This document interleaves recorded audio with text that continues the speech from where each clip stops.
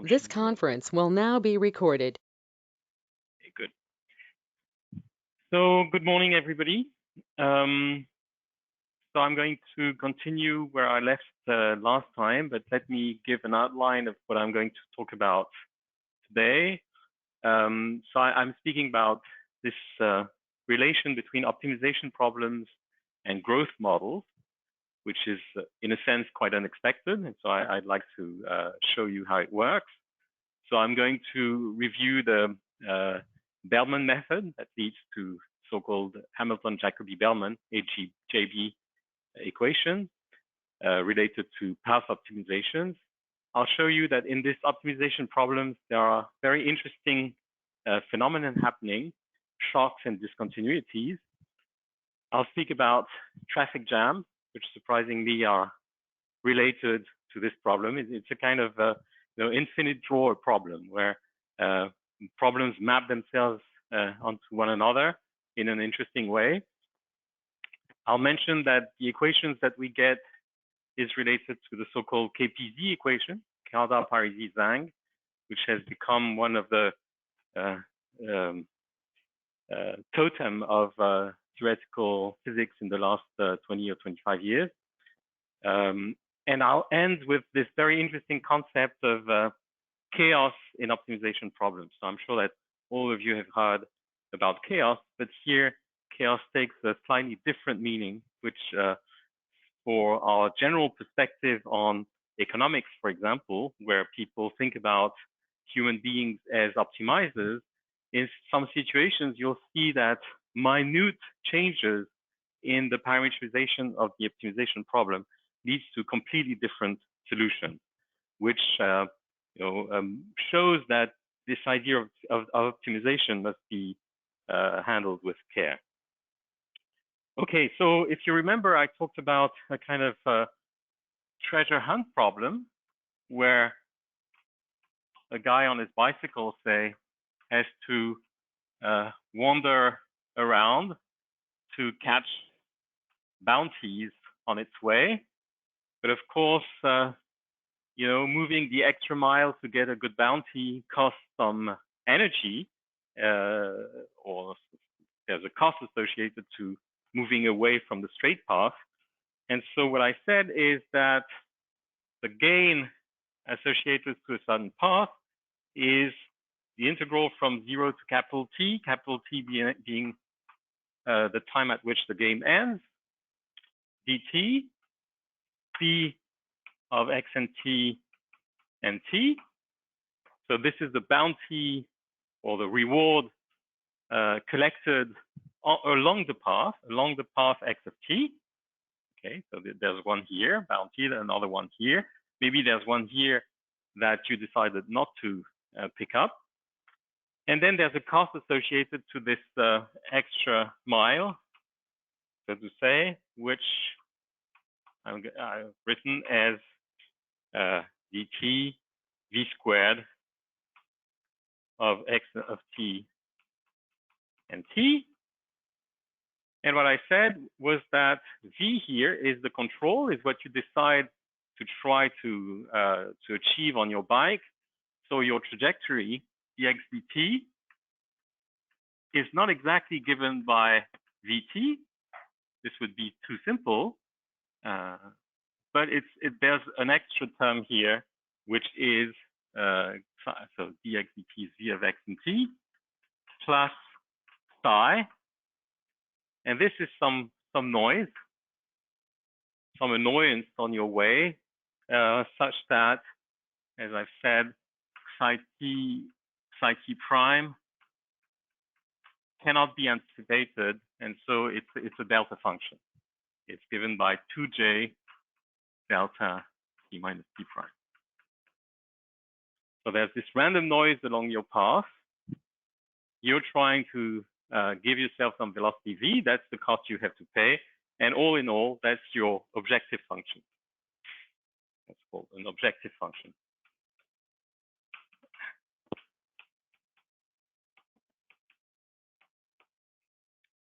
And so let me say a few more things about this problem that I already said last time, but just to be absolutely clear about this. So this can be seen also as a physics problem. You can see that as a statistical mechanics problem, where this would be minus the energy, and the B's would be pinning sites associated to pinning sites, and pinning sites attract the polymer or the vortex or the dislocation, whatever example you want to have in your mind. And so associated to a certain location of a pinning site, you gain some energy B, but you pay some elastic energy due to deforming, increasing the length of your object. Okay, so to add here also energy of pinning problems.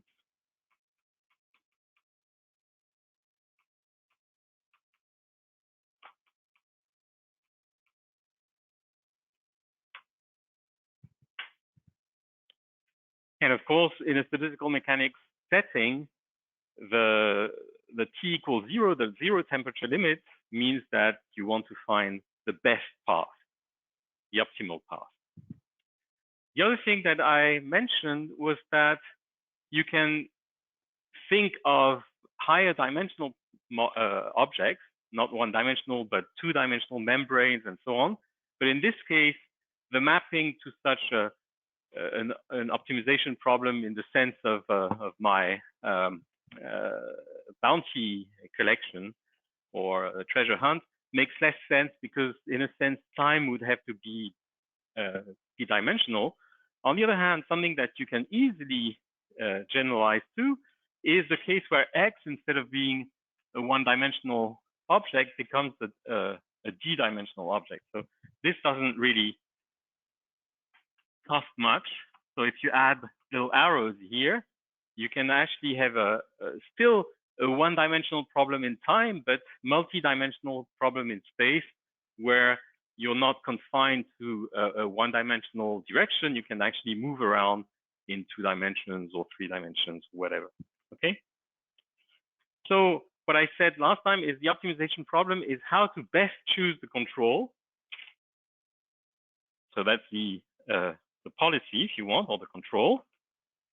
And so how to best choose it in order to achieve the best average gain, because of course, this trajectory x of t will depend on the realization of the noise, which you don't know.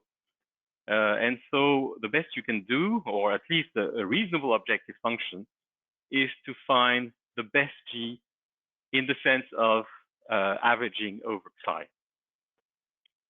Okay, so this is the setting of the problem that I wanted to repeat before moving to the Bellman method.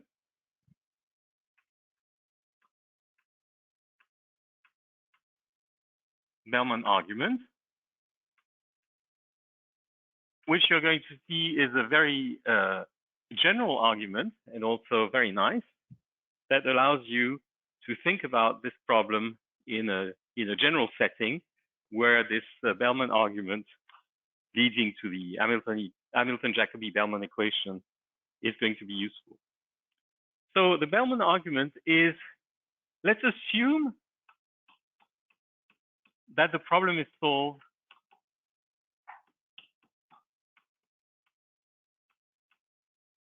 for all t prime greater or equal than certain t. So actually for t less or equal than t prime less than t or equal to t. So what I'm arguing here is, okay, imagine that there's a certain t here, and I know that I've solved the problem already at later times. Okay, in the sense that I'm able to compute, to know something that I'm going to call the gain to go. Sometimes it's called also the cost to go. So gain to go, and you'll see why it's called the gain to go in a second. So the gain to go is a certain function that I'm going to call g of x and t. So here I'm reverting back to a scalar, a one-dimensional problem, x, where x is a scalar. So I'm assuming that I've solved the problem in the sense that I know what the optimal gain is going to be from where I am now at x and at time t. And of course, I also know all the g of x and t prime for t prime between t and capital T. Okay, so I've solved the problem. I know wherever I am in the x direction, I know everywhere the g of x and t. Okay. So in particular, what I want to solve is for g, or the average g over psi, which is by definition g of x0 t equals 0. Okay. So that's my aim. I want to compute this object where x0 is my initial position. So that's at the end of the calculation what I have to compute. But in the meantime, I'm assuming that I only know this function g up to time t. I mean, coming from the future. So I know g of x and t here everywhere. And now I want to iterate somehow. I want to find a recursion that allows me to know g of x at t minus dt. Okay. So that's going to be the Bellman argument. It's the recursion argument coming from the future and recursing to the past. Okay. And at the end, if I'm able to do this, well, I'm going to be able to compute my optimal objective function at time 0. So again, what I'm noting here by g is the optimal thing, the best thing I can do, starting from x at time t. Okay, so this is the optimal. Sorry. So yes? the optimal is the average value, or because I still have disorder after t, right? Exactly. So g of x and t is the best average value of what I can do from t to capital T. So okay, thank you. It has the same meaning as this one, but I'm assuming I know it already, and I'm going to find a recursion relation for it. Okay. So let me move my screen, my camera a little bit.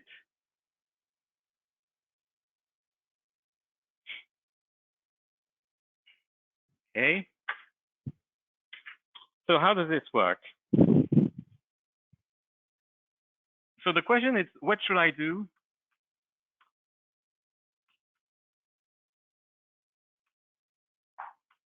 I do best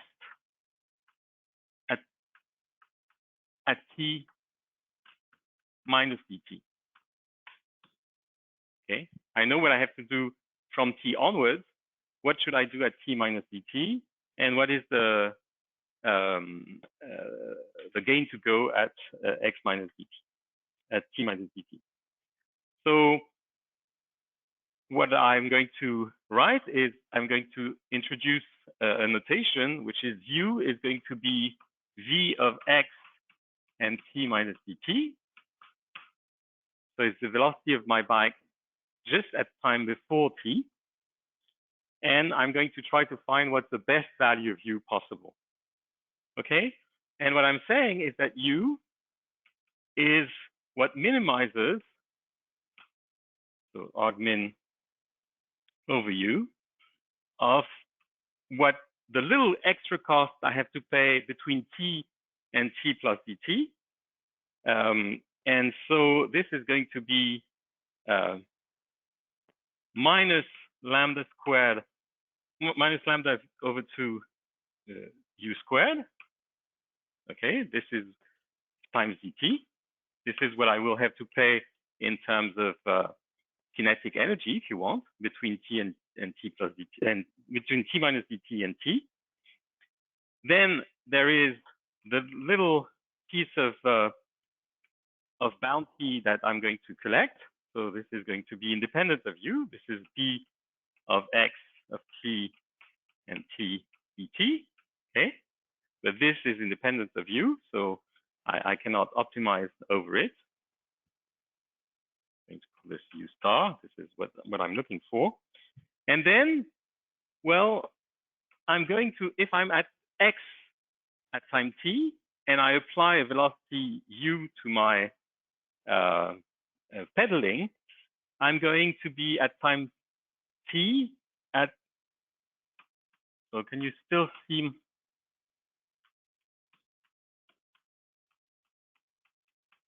what I'm writing here? Maybe not. Plus u dt plus psi dt.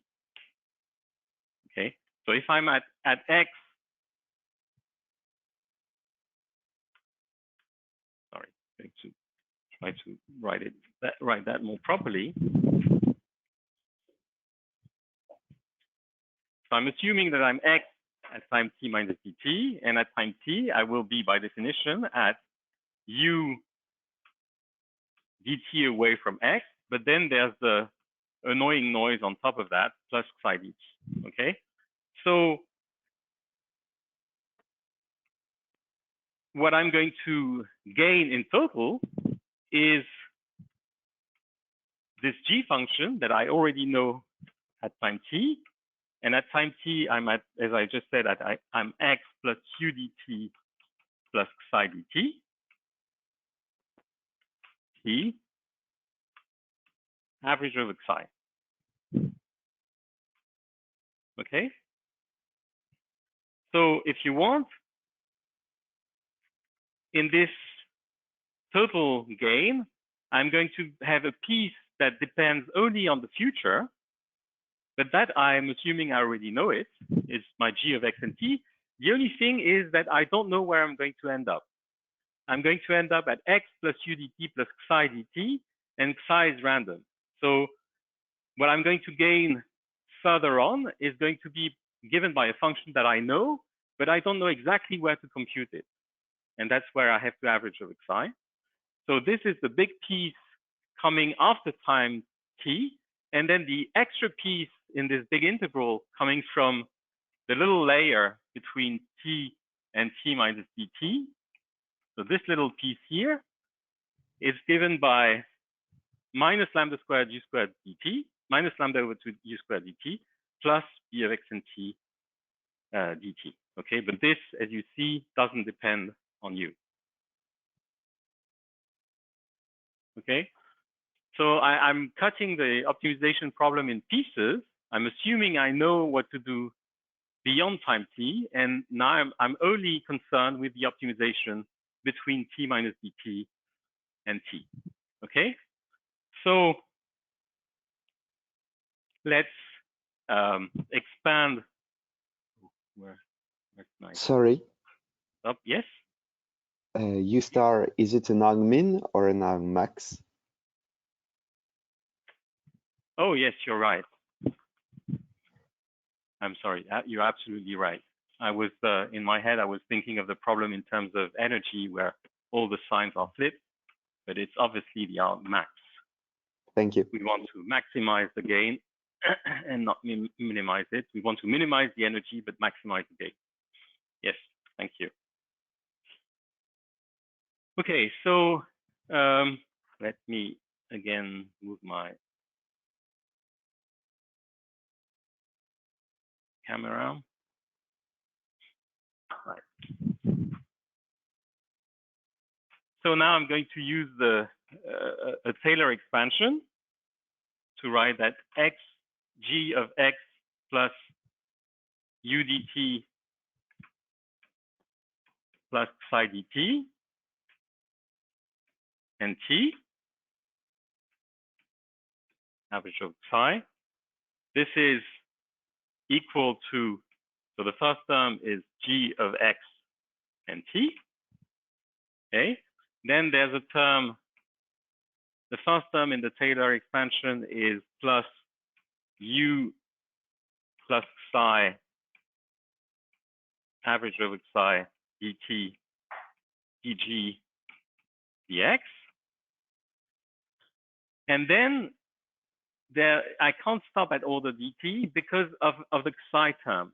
You remember that I told you in the very early on that when you write this thing, it's a little bit ill-defined from a mathematical point of view because the delta function is infinite for t equals t prime. So you remember what I told you, it means that psi is actually of order 1 of order 1 over square root of dt. Okay, and therefore this psi here is formally infinite when dt goes to 0, but more precisely is of order 1 over square root of dt. And so I have, if I want to work at order dt, I have to keep the term psi squared dt squared because it's going to be also of order dt. So let me write it, plus 1/2. So in principle, I should keep u plus psi squared. So let me do it.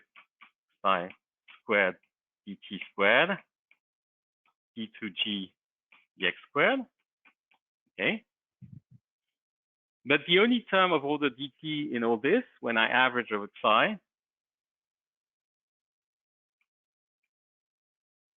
is the psi squared term. So let's do the averaging.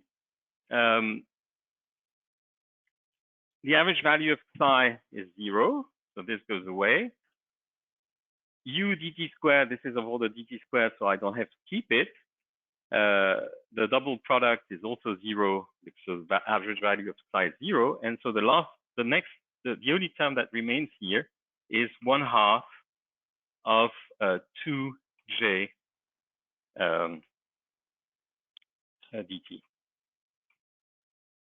Okay, so it's a little hand waving, but this comes from the fact that psi is of order 1 over square root of dt, and you can make that rigorous with the formalism of stochastic differential equation. Okay, so all in all, what do I have? I have that u star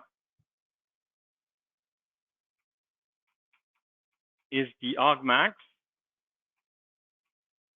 so the value of u that maximizes minus lambda over 2 u squared. So I'm dropping the terms of order dt that I'm going to factorize. And then the only term that depends on u here is this one, plus u dg dx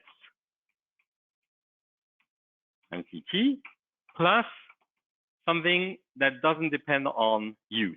You see that my term here, which is j d2 g over dx squared, doesn't depend on u, and the boundary term doesn't depend on u either.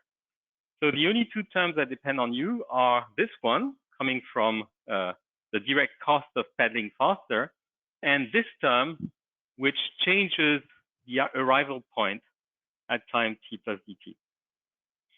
Okay, but you see that this is now a trivial problem.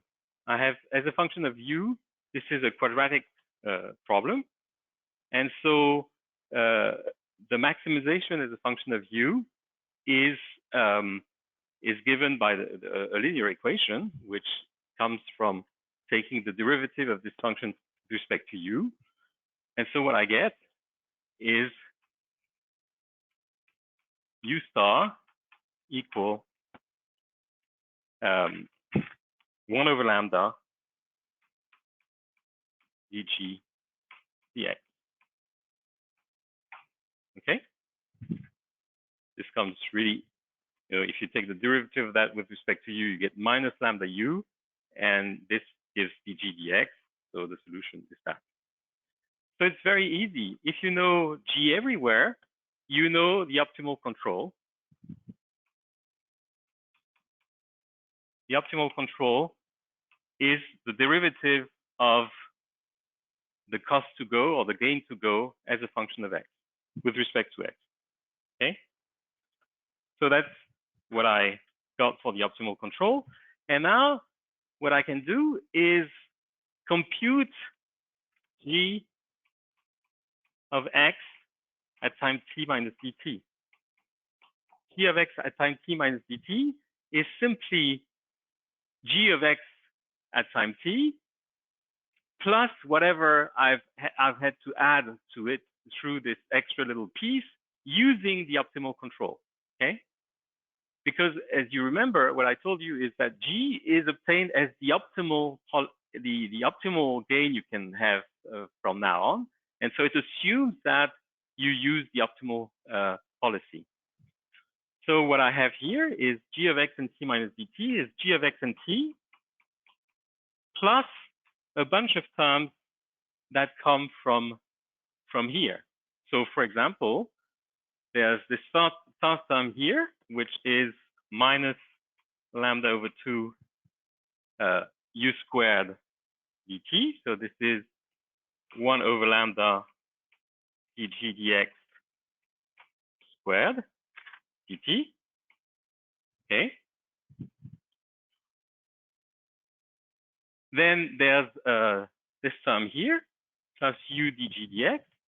So plus 1 over lambda dg dx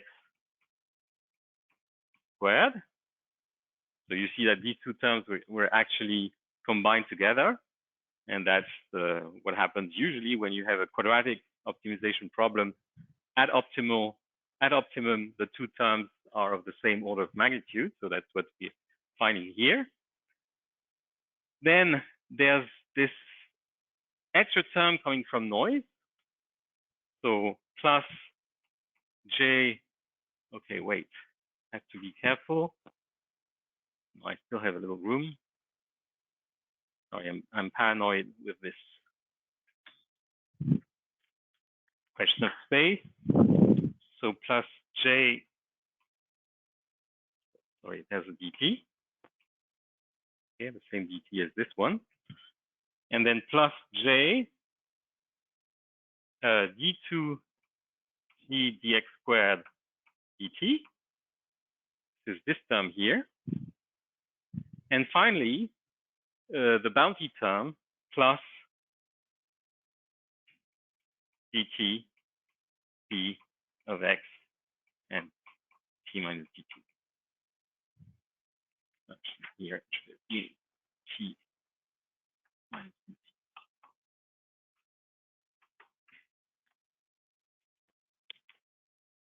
Okay, so to order dt, I therefore get a differential equation for g.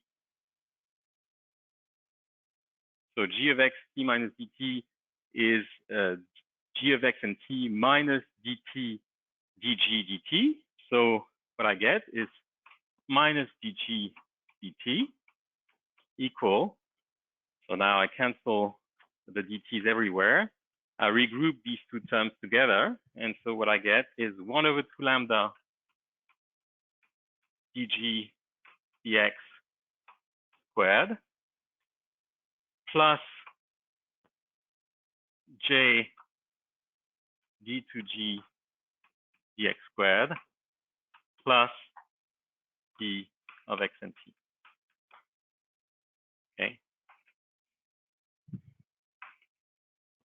And this is called the Hamilton-Jacobi-Bellman equation.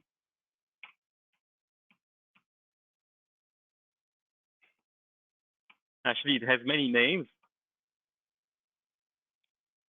but in this context, that's what it's called. Can you still see here? There is a little piece out of the screen, yeah. Ah.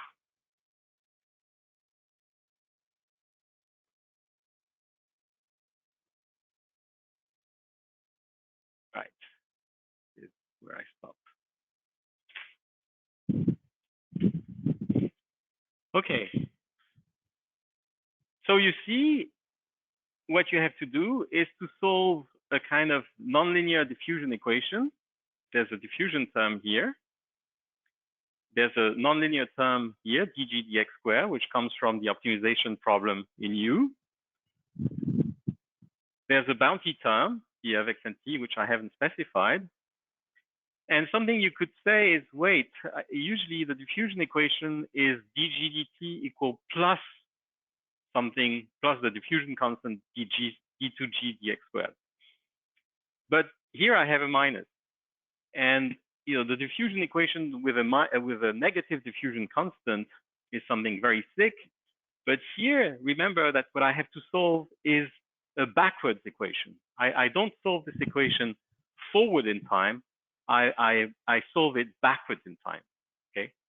So what I have to specify is what's the final condition. Okay. And so this equation should be solved backwards in time, plus with a final condition, which is a certain g of x and capital T that I give myself. Okay, I'm going to discuss that in a second. But so there's no problem with the minus sign because I'm actually iterating this equation backwards in time. Okay, and as I said, once I've computed the solution of this equation up to t equals 0, then I have the solution of my initial problem. So I'm going to give you an example where we do this explicitly, but let me first say a few words about the Hamilton-Jacobi-Bellman equation and the final condition. So first of all, the final condition.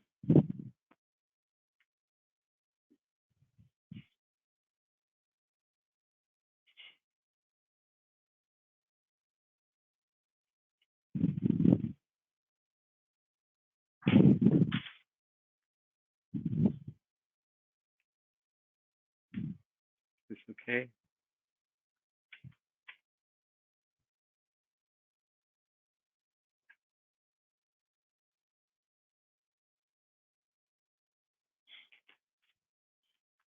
So the final condition depends on the problem.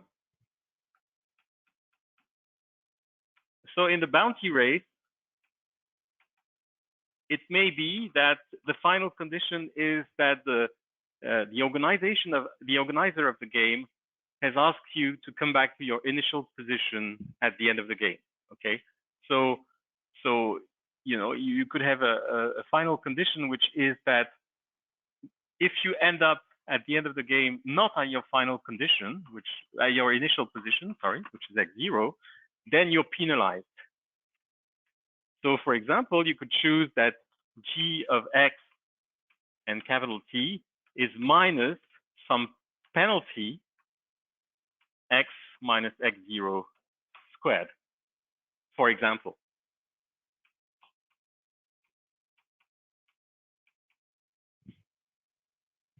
So this means that you should pick up your bounties along the way, but you should be mindful of the fact that you should come back to your initial position at the final, at the end of the game. So this is one possibility, but of course you can invent whatever possibilities you want, and I'll give you an example in a second, which we're going to solve explicitly for. So the second remark is that the HJB equation as written is also called the KPZ equation.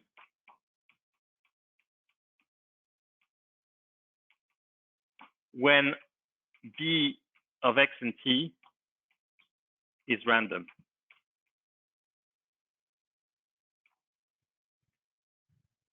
So KPZ again is for Kardar, Parisi, Zhang, and I've sent you yesterday evening some notes with references, and there's a whole review paper on the KPZ equation if you're interested. But I'm going to say a little more about this equation here today. But essentially, up to now, I haven't specified at all what this field is. Okay, this B of x and t, it can be anything. It can be deterministic, but it can also be random. So, for example, in the pinning problem, it's usually considered to be random because the impurities that pin the polymer are located at random sites in space, and so we can consider this pinning field to be a random field. And when B of x and t is random, then this equation here, the Hamilton-Jacobi-Bellman, is called the KPZ equation. And actually, just in passing, the KPZ equation was not introduced at first in the context of thinning, but rather as a model for surface growth. So this equation here can also be seen as an equation for randomly growing surfaces. But that's another story that I won't get into. But just again to show you that there are many, many problems that are accounted for by this Hamilton-Jacobi-Bellman equation. And it's really nice to have all these mappings. Okay, but as you remember, I'm in a chapter called Models of Random Growth. And what I promised, although I know you don't see my outline, is to show you the relation between random growth and optimization. So that's what I'm going to do now. And actually, it's not going to be very difficult because now I have my Hamilton-Jacobi-Bellman equation.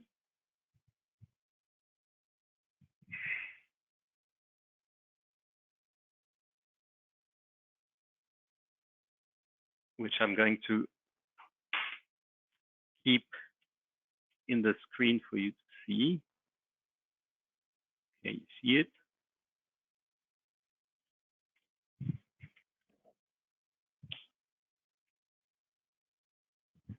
So what I'm claiming now is that using a simple change of function, I will get back to the growth model that I've told you about in the last weeks. So I'm introducing now a new function, which I'm going to call Z for an obvious reason. So I'm defining g of x and t to be 2 lambda j log of z of x and t. Okay, where you remember lambda is associated to the kinetic energy term, and j is the variance of the noise. And if I do this, then I won't, do the calculation, but it's really easy to do, and you can do it for yourself.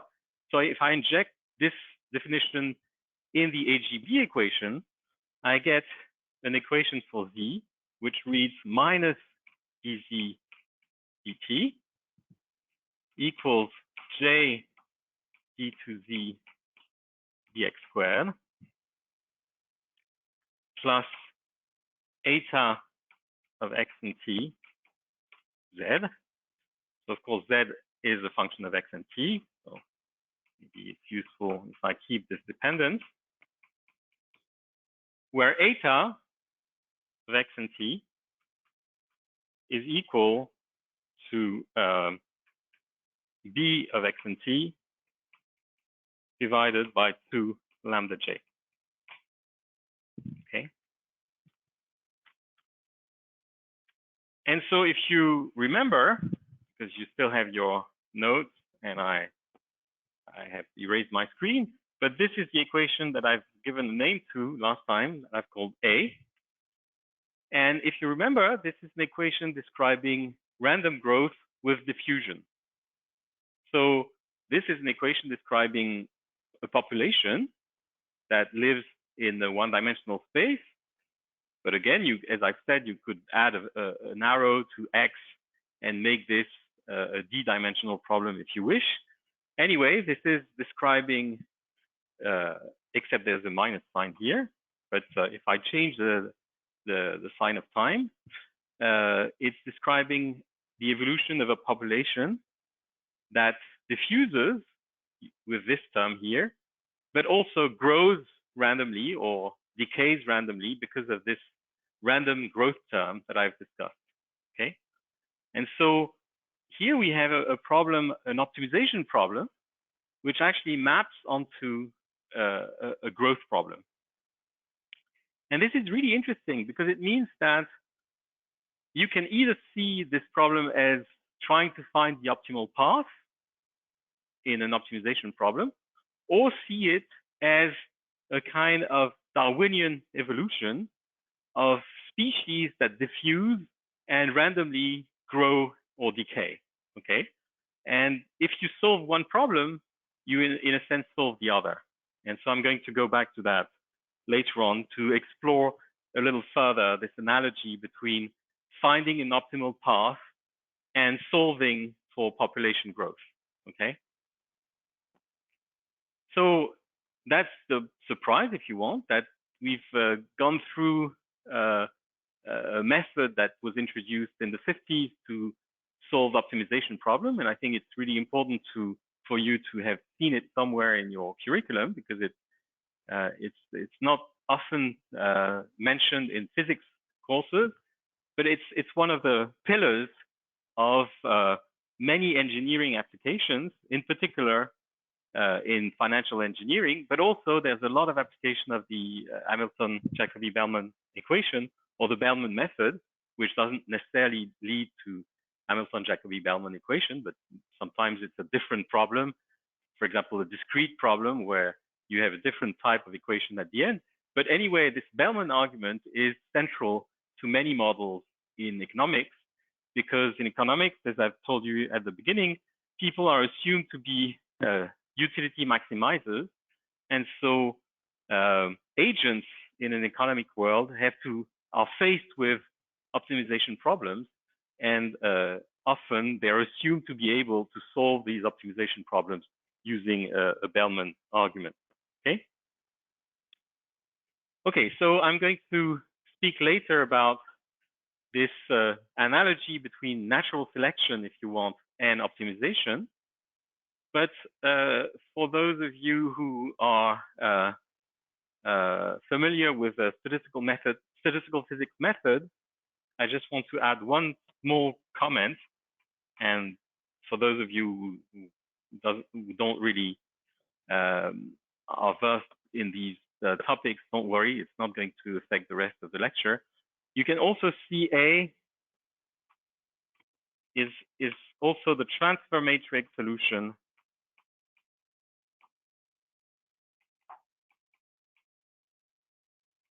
to the pinning problem.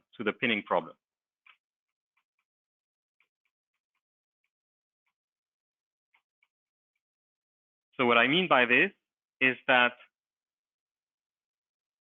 as I said, you have this objective function in the context of optimization. It's also the energy or minus the energy in a pinning problem. And so you can see this as a statistical mechanics problem. Try to compute the Boltzmann weight, the partition function. And the transfer matrix approach to such problems is to find a recursion relation on the partition function. And z of x and t is exactly the partition function for all walks ending at x at time t. And then you can find a recursion relation, which is directly given by this equation. Okay, so this is another way yet to see where this equation comes from, which is maybe a little closer to the initial problem than the random growth interpretation. Okay. So, excuse me. Yes. So, of course, your notations are reminiscent maybe of what would be partition functions and so on. So I was wondering, is there a particular reason for which the transfer matrix approach would be related by a logarithm to this gain-to-go function? Is it just a coincidence? No, it's not a coincidence, because indeed, if you think in terms of statistical mechanics, you know that z is a partition function and log z is a free energy. So in a sense, g of x and t can be seen as a kind of free energy to go, if you want, at non-zero temperature. So right. it's not a coincidence. Okay, so now let me show you how this version of the HJB equation, which is equivalent. I mean, I can write it in terms of G or in terms of V. Now I'm going to solve this equation here in a particular case, and it's a very cute graphical method, and I hope you're going to enjoy it. I'm particularly fond of this example, but please interrupt if you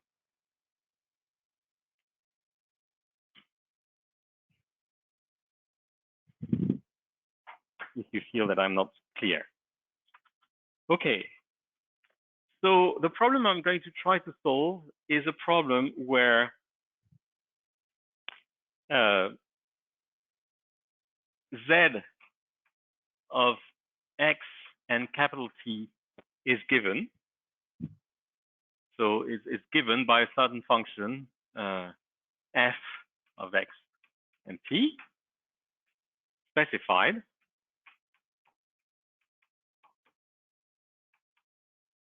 Okay. And I'm going to assume that f of X and T can be written using this mapping here. I'm going to introduce another notation, which is related to the previous one, which is exponential of b of X and T divided by 2 lambda j. Okay. So in my problem, there's a specific bounty at the end of the game. And I'm going to assume that b of X and T is a generic function.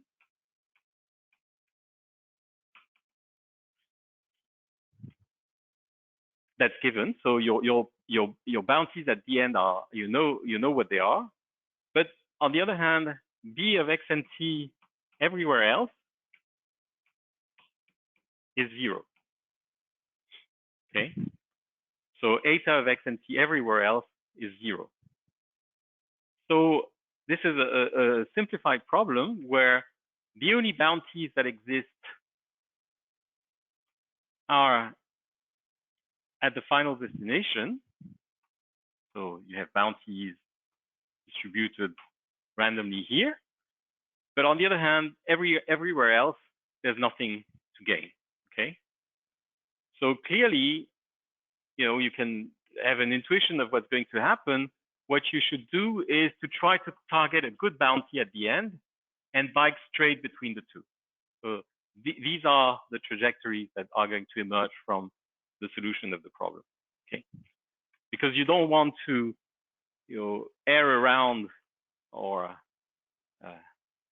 go in random directions. You go straight, but you try to target the best the best bounty without having to bike too fast in between now and the end of the game. So that's the physical interpretation. But let's see how it works in the present context.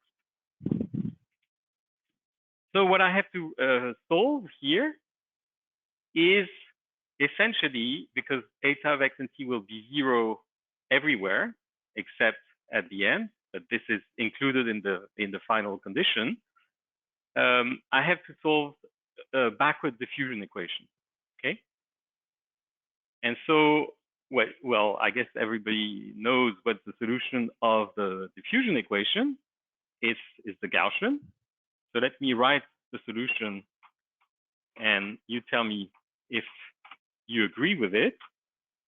So z of X and T is the integral dy over, let me write it and then I'm going to comment it, 4 pi j capital T minus small t, exponential of minus x minus y squared over 4j capital T minus small t times z of y capital T.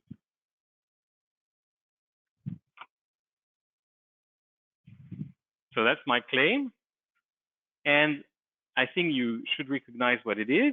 So first of all, note that without the eta term, or actually even with the eta term, but without the eta term, the diffusion equation is linear. So the solution can be built as a linear superposition of special solutions. And here what you see is that what I've built here is a superposition of many solutions, each of which having an initial condition that's localized at some point y at time t. So what I'm saying here is that the population on x at time t is whatever I had on site x, y at time capital T, propagated with the diffusion propagator up to small x at time small t. Okay. So in particular, if I started with, say, a delta function, so maybe that's going to be the thing that will make you recognize what I'm talking about. So imagine that z of y and t is a delta function, delta of y. Okay. So I'm coalescing all the population on side 0. Then the integral over y disappears, and what I get is z of x and t is exponential of minus x squared over 4j t minus capital T minus small t. So you get the Gaussian that spreads out from an initial condition that's localized on y equals 0. And so the only thing I'm doing here is superimposing different initial conditions that all are going to propagate according to a Gaussian up to time t. Note also that here I'm propagating, as I said, backwards in time. So the effective time for diffusion is not t, but capital T minus small t. Okay. So is everybody okay with that representation of the solution to this equation? The other way to do it, if you're not convinced, is to plug this into the equation and check that it is indeed a solution with the correct boundary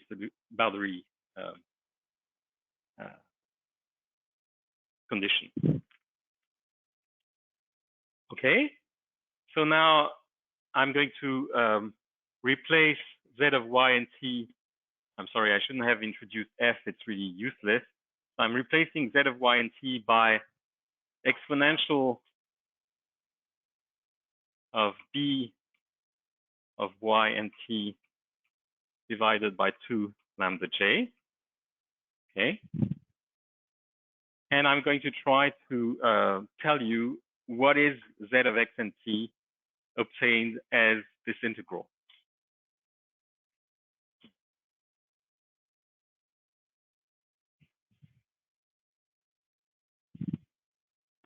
So bear with me, it's going to be slightly tricky, but not that much.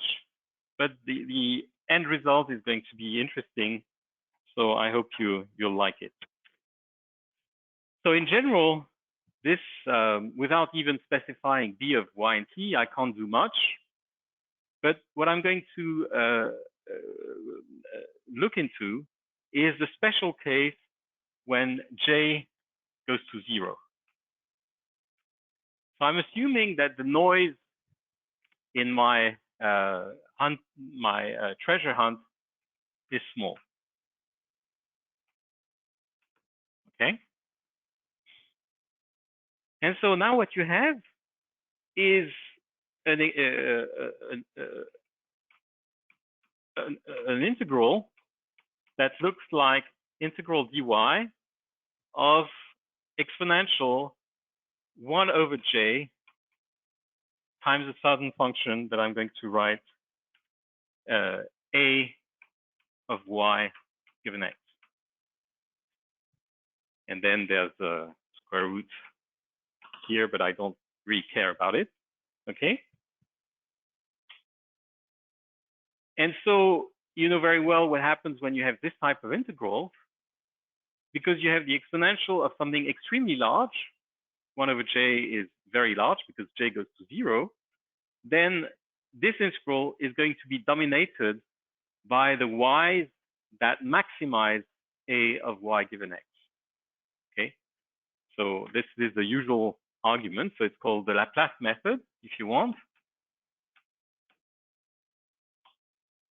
And it relies on the fact that because of the exponential, it amplifies any small variation of the function a of y and x. And exponential of 1 over j a of y and x becomes extremely peaked around the maxima of a of y given x. So I guess that you must have encountered this method many times already, so I'm not going to spend too much time. So what I'm going to look for is I'm going to look for y star, which is the argmax, again, of A of y given x, and I'm going to write it explicitly. So this is B of y and capital T divided by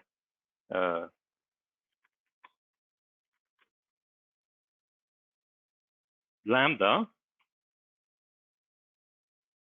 minus x minus y squared divided by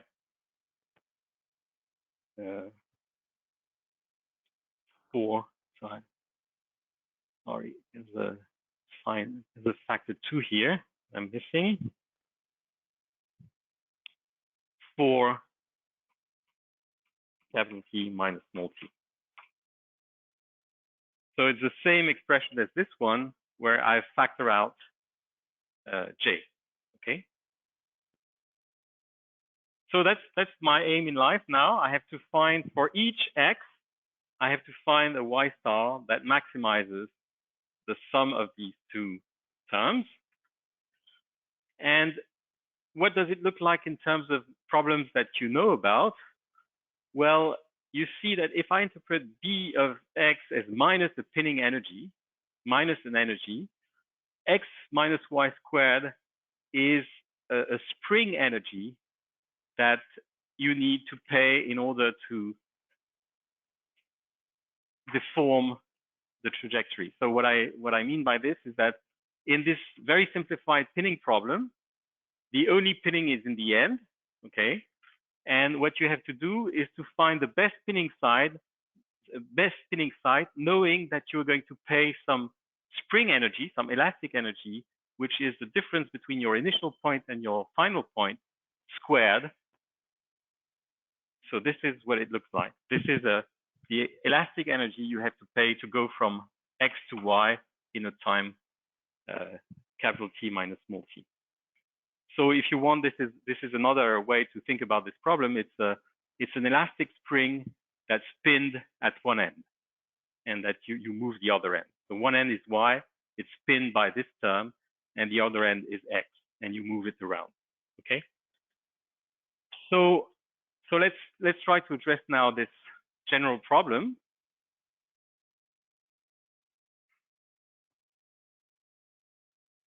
So now I need to do some drawing.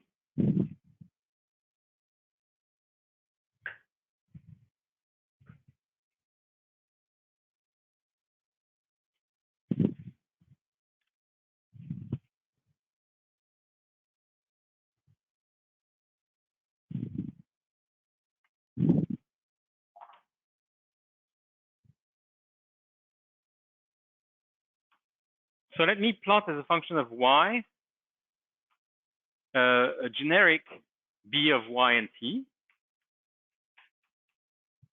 divided by 2 lambda. So this is going to be a certain function that I'm going to draw like this. So I'm assuming it's a random function, for example. So it has peaks and troughs.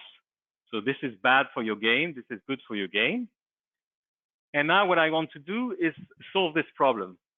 So let's think of it in a slightly different way. I'm going to introduce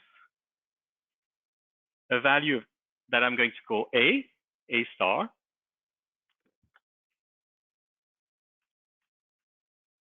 Sorry, for the moment. And I'm going to try to find the maximum value of A, such that A plus x minus 1 minus y squared over 4t minus small t is equal to to b of y and t divided by 2 lambda. So here I'm just repeating the definition of A, but I'm going to look for the value of A such that this equation has a non-zero solution in y, okay, and such that A is maximum. So A must be maximum. I'm going to call it A star, such maximum value of A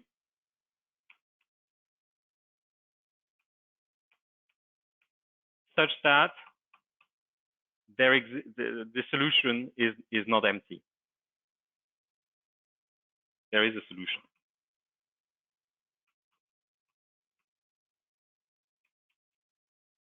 Okay. So I have on the left-hand side a parabola as a function of y, and on the right-hand side a certain function that I've drawn here, and I'm looking for the value of a such that these two terms are equal. So there must be a solution to this equation.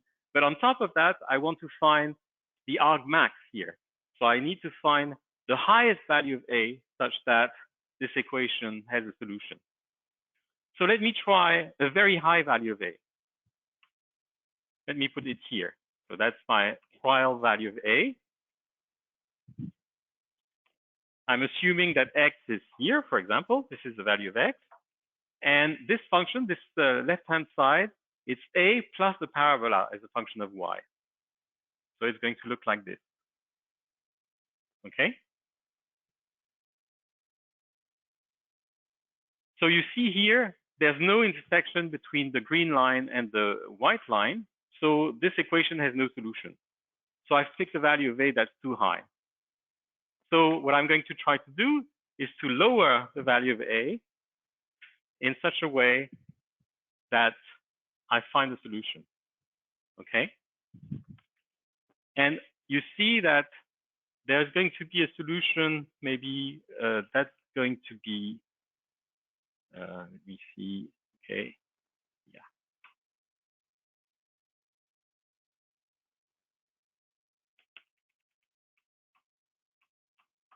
This is the value of a I'm looking for.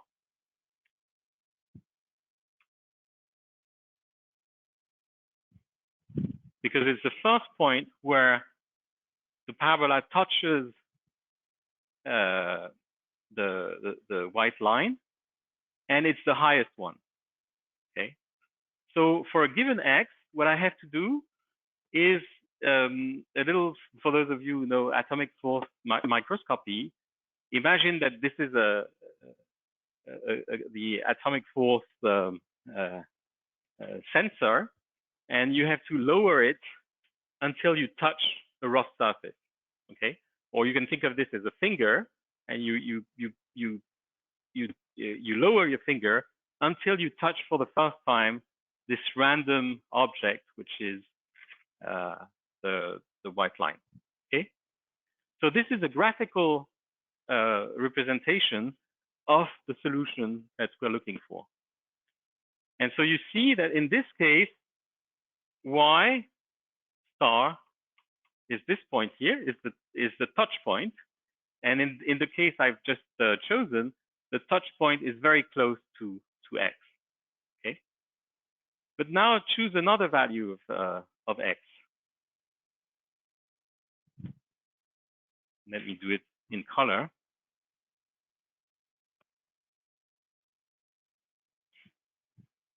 Now I'm choosing a value of x that maybe is here.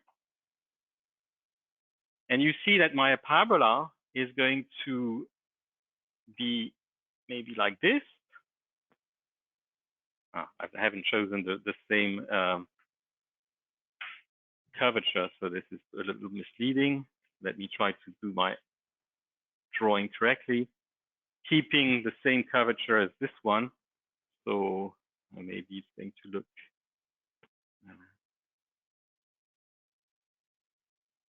well, okay, not too bad. So this is the value of a for this particular x,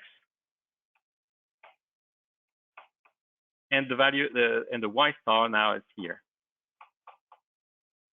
So this is a star 1 corresponding to a certain y star 1. This is a star 2 corresponding to a certain y star 2, and so on. So for each value of x, you should do this construction, find the value of a that is maximum while allowing a solution to this equation to exist, for this equation to exist. And then you have your y star and your a star.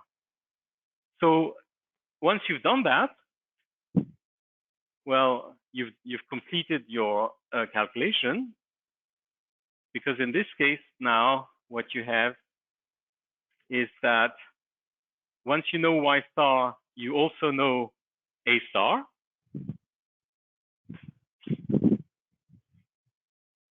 So A star is equal to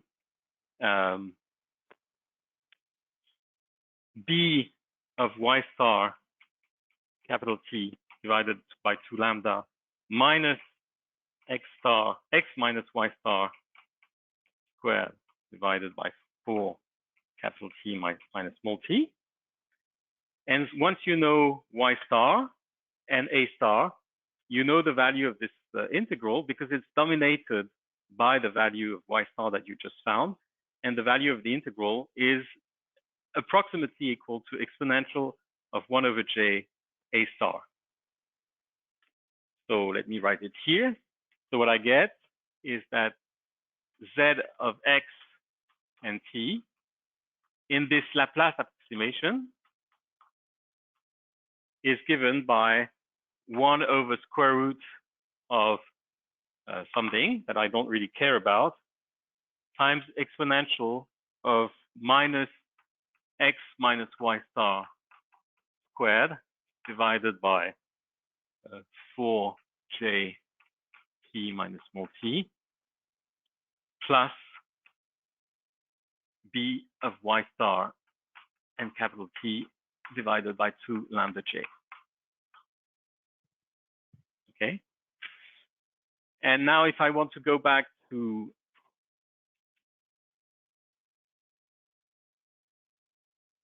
the cost to go, because there's a relation between Z and the cost to go G, or the gain to go.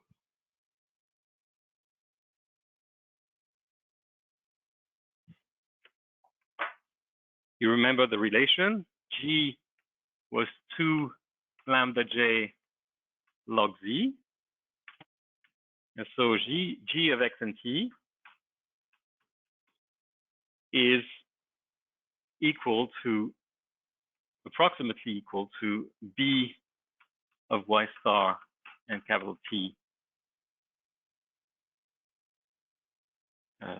over 2 lambda minus lambda X minus Y squared over 2 T minus T. And I think there's no 2 here, right? Okay, so what I'm saying is that once you get the touch point Y star and the altitude A star, you have solved your problem in principle. You know that your cost to go, or your partition function, or your whatever you want to interpret it, is given by the sum of 2 terms that are computed at this particular value of the touch point. Okay, so this is a very general solution, but now I want to show you how it behaves as the function of x, this function g. So first of all,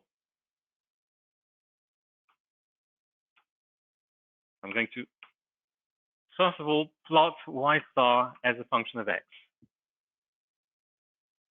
So what you see here, you see that at this value of x, I had a solution that was close to x, but now let's start moving slowly x to the right.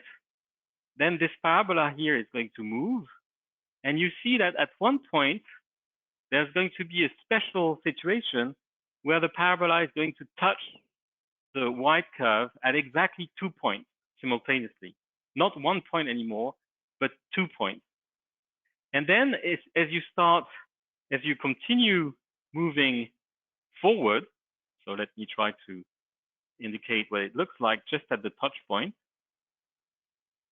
Okay, so there's a situation where it's going to look like this. So my drawing is not very good, but you imagine that as I push the purple parabola to the right, there's a point where I'm going to touch exactly simultaneously at 2 different points, y star 1 and y star 2.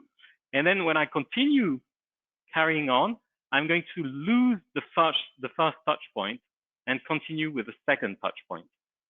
So what it means is that if you carefully think about this graphical construction here, what you'll find is that as a function of x, the solution looks like this.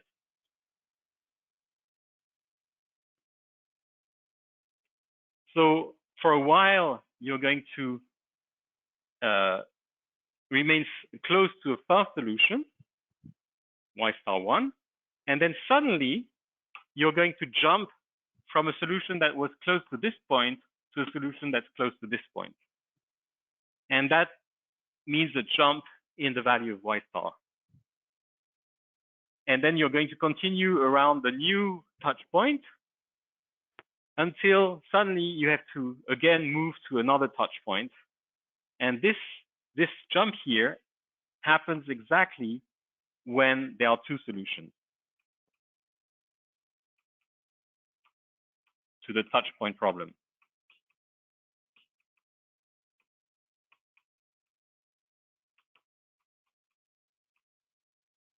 Okay, so why did I do all this? Why did I take you to this long journey of trying to construct this solution graphically? Well, it was really to reach that point. So if you haven't followed in details what I've done, maybe you can think about it or listen to me again later on. But the main important point to understand here is this graphical solution sometimes has two touch points. And when it has two touch points is the moment where the solution is going to discontinuously shift from one touch point to another touch point. So what does it mean in terms of our optimization problem? It means that, let's go back to the optimization problem.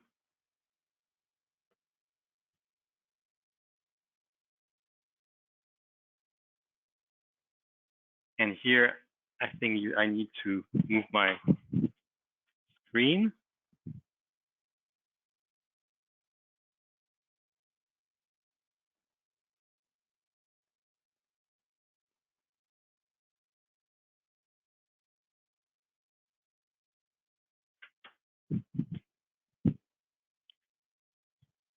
So remember my treasure hunt problem as a function of t. So I have my bounties that are localized only at the endpoint.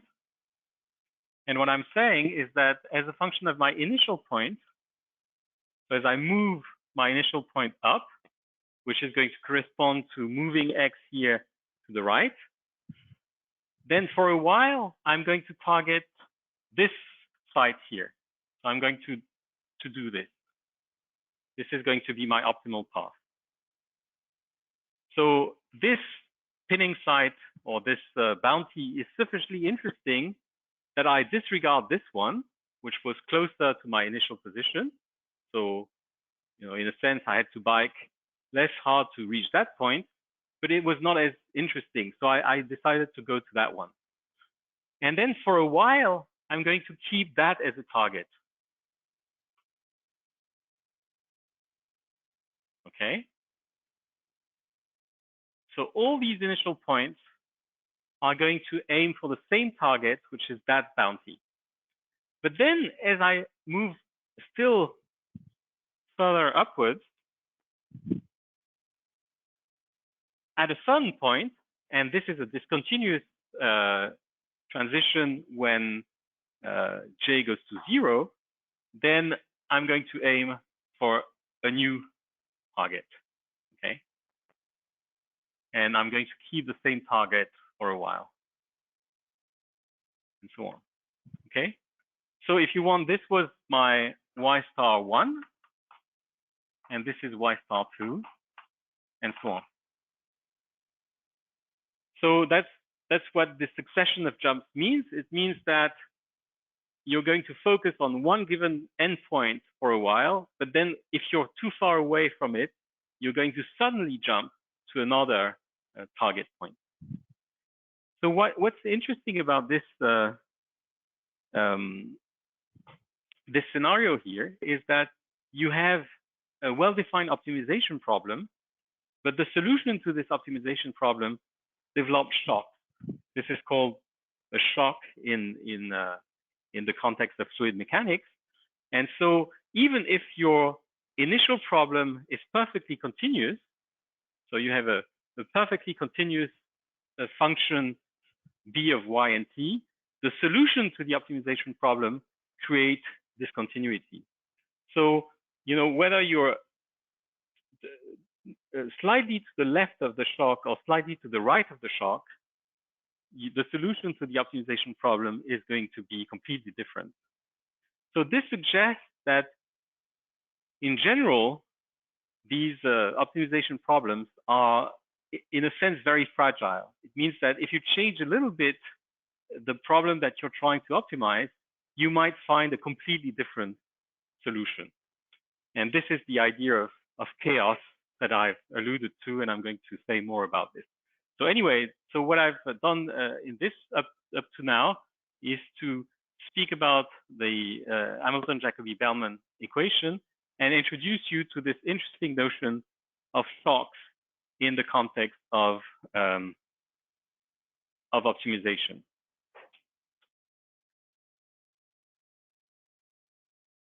So maybe if this is the only thing that you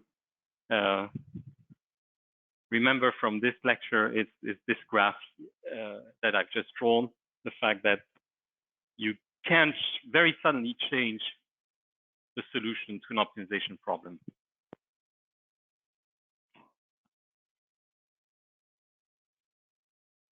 So what I want to do now is to introduce you to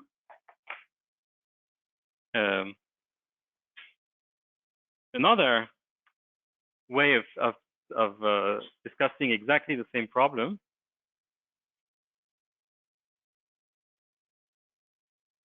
which will drive us into traffic jams. Drive being an appropriate term here. Okay, so let me come back to the Hamilton-Jacobi-Bellman equation. So minus, I'm going to rewrite it here, minus dg dt equals 1 over 2 lambda dg dx squared plus j d2g dx squared plus b. Okay, now I'm not going to do it completely in details for you, but what I'm claiming is that if I introduce a velocity field, which is 1 over lambda dj dx, okay, and so essentially I take the derivative of this Hamilton-Jacobi-Bellman equation with respect to x. So that's the first thing I do, and at the end I change t into minus t and x into minus x. Then the equation you get is dv dt plus v dv dx equals j d2v dx squared plus 1 over lambda dx. Okay, so I haven't gone through the detail of this derivation, but it's very easy. You see, you take the derivative of this equation with respect to x. So for example, you have, by doing this, you have a dg dx d2g dx squared, and this is v dv dx, and so on. And so what you find after doing this is something that's called the Navier-Stokes-Burgers equation.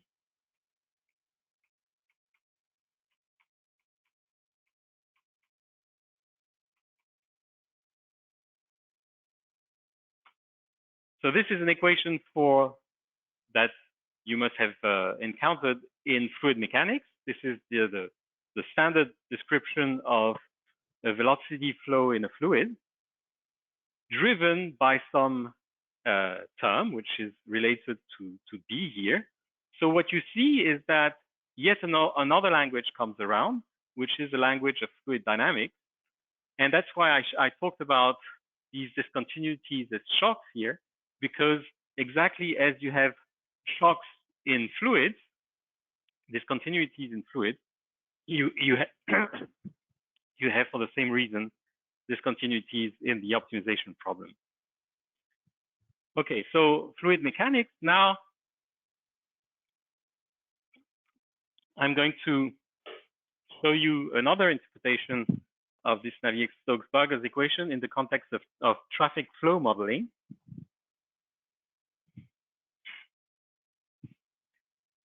Which is going to lead naturally to the same Navier-Stokes or Burgers equation. And so we'll have another way to think about optimization problems in terms of flow or traffic jams. So let me call this the mystery of traffic jams.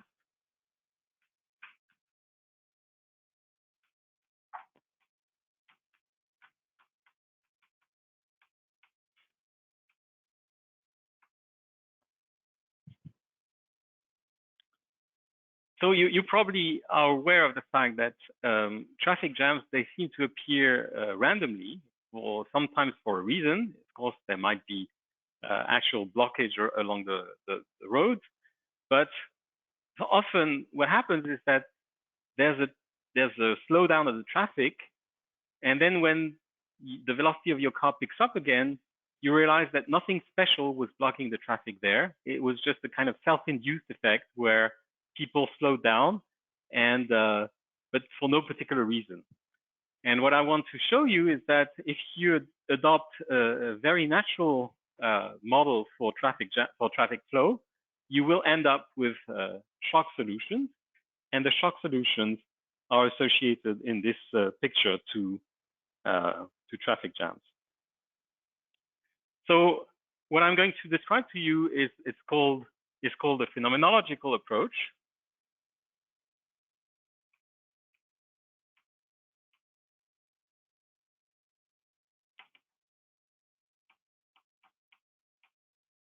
That's how physicists call it. And economists call this type of equation reduced formed equation.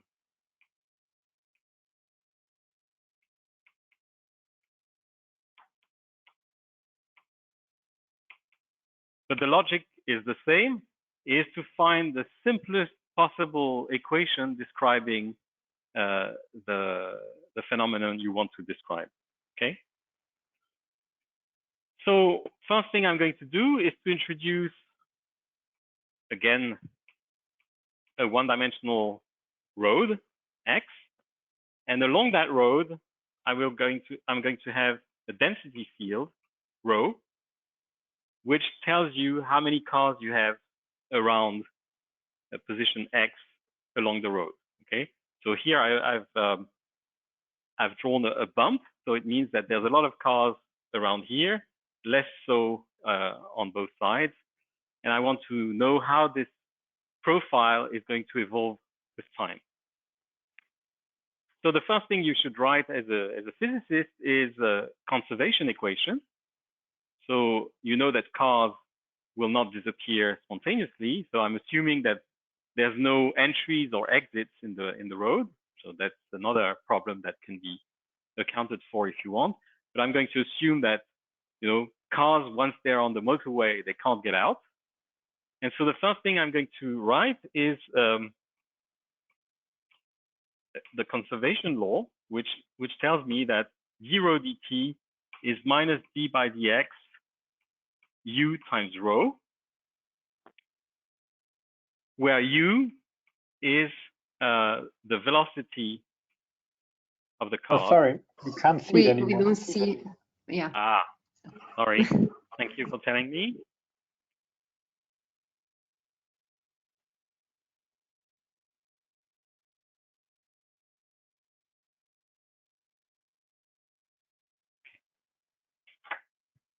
Give me space.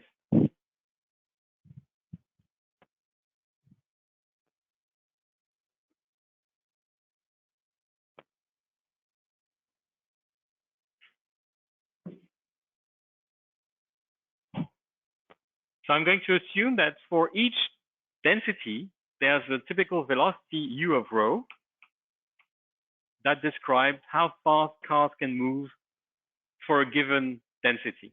Okay, and of course, you know what's kind of intuitive is that as a function of rho, u of rho, you assume that it's going to be given by something maybe like this. I mean, this is the simplest thing you can think of, right? So when rho equals 0, you go to maximum speed, u max, say 130 kilometers per hour on French motorways. And then as the density of car increases, you have to be more and more careful. And there's a maximum density when cars are touching each other, where you actually have to come to a halt because otherwise you're hitting the car in front of you. I mean, it's not comfortable to drive when the density of cars is high. And so this is the simplest way to think about it. But what I'm going to argue is that it's not enough. It's not enough in the sense that there's another effect that you should take into account, is that it's not only the local density that determines your velocity, but also what you see in front of you. So if you see in front of you that the density is going down, that it clears up, you're going to increase your speed. And on the contrary, if you see in front of you that the density of cars is increasing, you're going to slow down. So a phenomenological way to capture these two effects is to write that u of rho is going to be given by u max 1 minus rho over rho max. Okay, this is this shape here. But then I'm going to add here minus nu over rho 0 dx. So 1 over rho 0 dx is the relative change of density in front of you. And let me explain the sign minus. Nu is a coefficient that is a phenomenological coefficient that tells you how sensitive you are to what's going on in front of you. And the minus sign comes from the argument I just gave. That is, if you see the density in front of you increasing, you know, if you see a lot of people ahead of you, you're going to slow down. So if 0 dx is positive, you slow down. U is going to decrease. So there's a minus sign here, and vice versa. Okay. And then, of course, you know, if you want to be generic, you should also take into account that there are things that you don't control. Maybe there's some unexpected thing happening in the fields around you. And so in general, one can also add a noise term here. So the velocity nominally should be this, but because there are things happening, you may add some time-dependent noise in this equation. Okay. Sorry? Yes?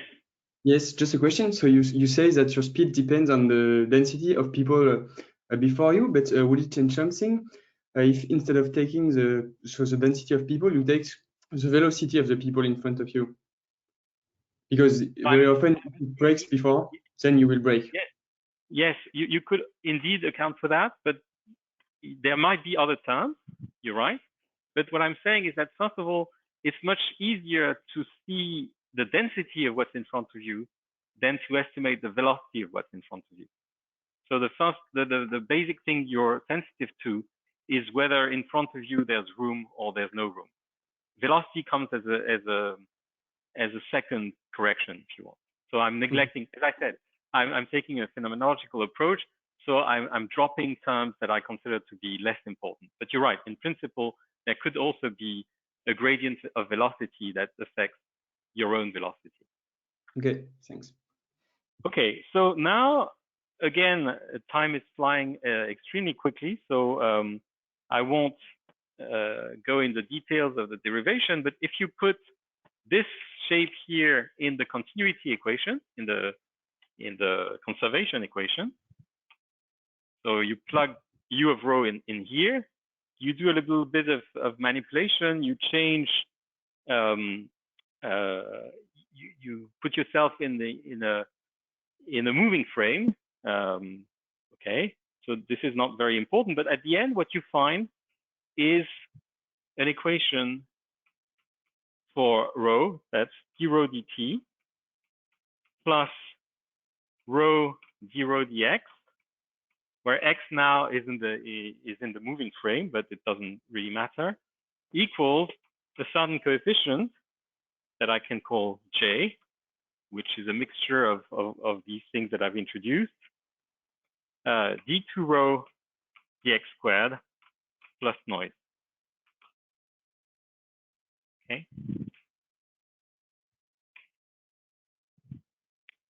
So you find for rho an equation that has exactly the same structure as the Navier-Stokes equation that I've written here.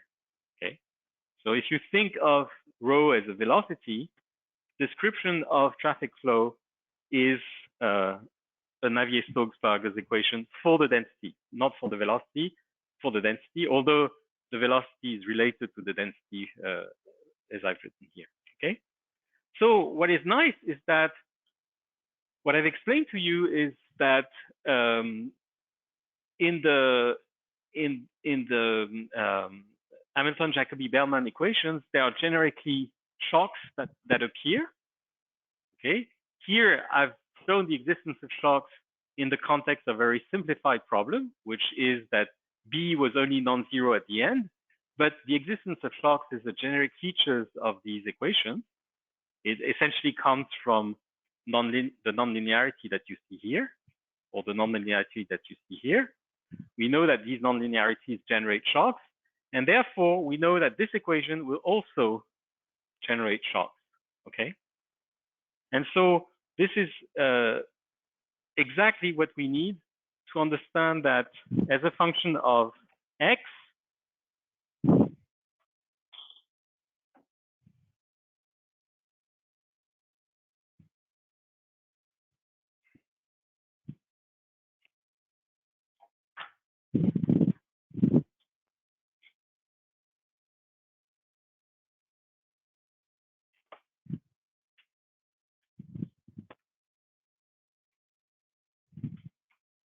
so what it means, this equation and the analogy that I've explored is that as a function of x, you expect the density field rho of x and t to evolve from a smooth density field. Maybe initially it's going to be like this.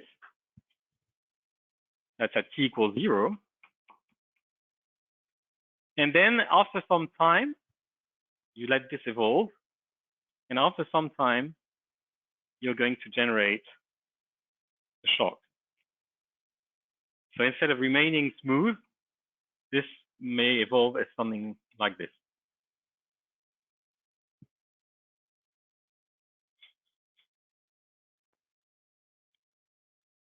Good. So it means that the velocity is going to, if you transfer this rho into the velocity u of rho,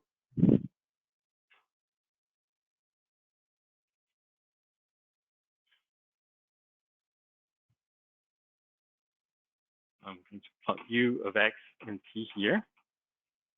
Then what you see is that from this term here, okay, now you have to massage a little bit the argument, because once you have a discontinuity in rho, the derivative is a little bit ill-defined. But essentially, what it shows is that the velocity is going to decrease, and then suddenly increase again, and decrease and increase again. Okay, and so this point of low velocity is a kind of traffic jam. And what you see is that the existence of shocks means that suddenly the velocity is going to pick up again for no particular reason. You see here that the evolution of this this initially smooth profile into a shock profile doesn't require anything special happening on the road. It's just a consequence of the nonlinearity of the equation itself. So this is very interesting because from the point of view of economic theory, agents should be rational and should adapt their speed in such a way that the whole flow is as continuous as possible. But in a sense, the nonlinearities kick in and prevent these smooth solutions for persisting forever. And so you have unwanted situations like shocks or jams that arise from the nonlinearity of the problem. Okay, so here I've described this traffic jam using this phenomenological argument. But if you're interested, and if you like simple models, I just tell you very quickly that you can also model these traffic jams with a lattice discrete model, where you have particles that can only hop to the right. And the rule of the game is that between t and t plus dt, there's a finite probability to hop. And the only reason you cannot hop is if there's somebody in front of you. So this is possible, but for example, if you have one particle here and one particle there, then this hop is not possible. And so what you recognize is in spirit, but in a very schematic manner, the ingredients that I've put here, in particular this d rho dx, which means that if in front of you there's already a particle, then you don't move ahead.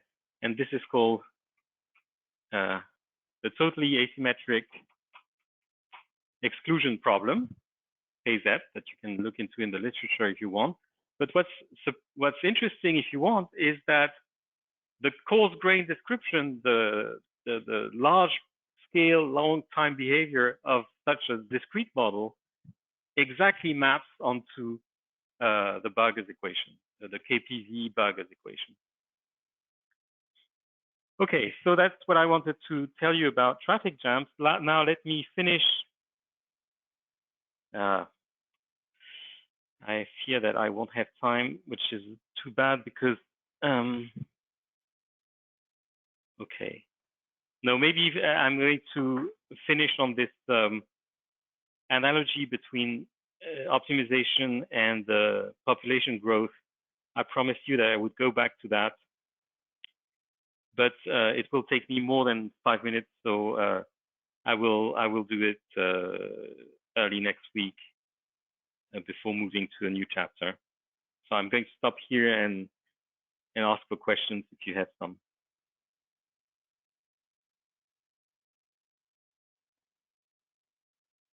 Excuse me? I was wondering why this equation is called Hamilton-Jacobi-Bellman equation, because I mean, we know Hamilton-Jacobi equation from classical mechanics, and I didn't really see the connection. Well, it's if you have so in classical mechanics, for example, you have an action, okay, and when you find it's the same logic. When you look for the path minimizing the action, then you find exactly the same equation for I mean, the equation describing this minimization of the action is the Hamilton-Jacobi equation. Mm-hmm. So maybe something I haven't said is that an alternative way of thinking about all this, so I've erased my treasure hunt problem, but you can also formulate the treasure hunt problem in terms of a path integral. So maybe that's something that you might find interesting, which is related to the transfer matrix approach that I've described.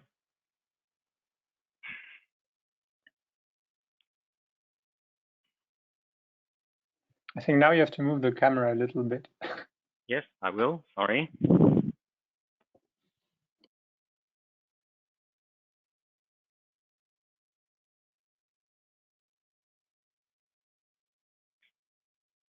So you remember I told you that there's a gain, which is the integral from 0 to t dt of b of x of t and t, and minus a cost that's integral from 0 to t dt of b squared.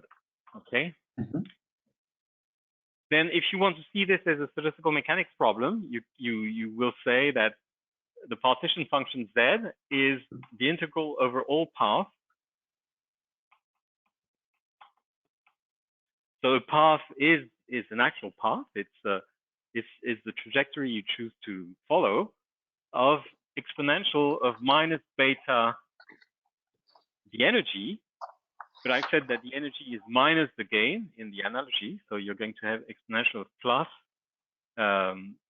integral from 0 to t dt b of x and t, of x of t and t, minus lambda over 2 integral b squared. Okay. Okay. And this is the action of a classical mechanic problem where b of x and t is the local potential and v is the velocity. Yeah. Okay.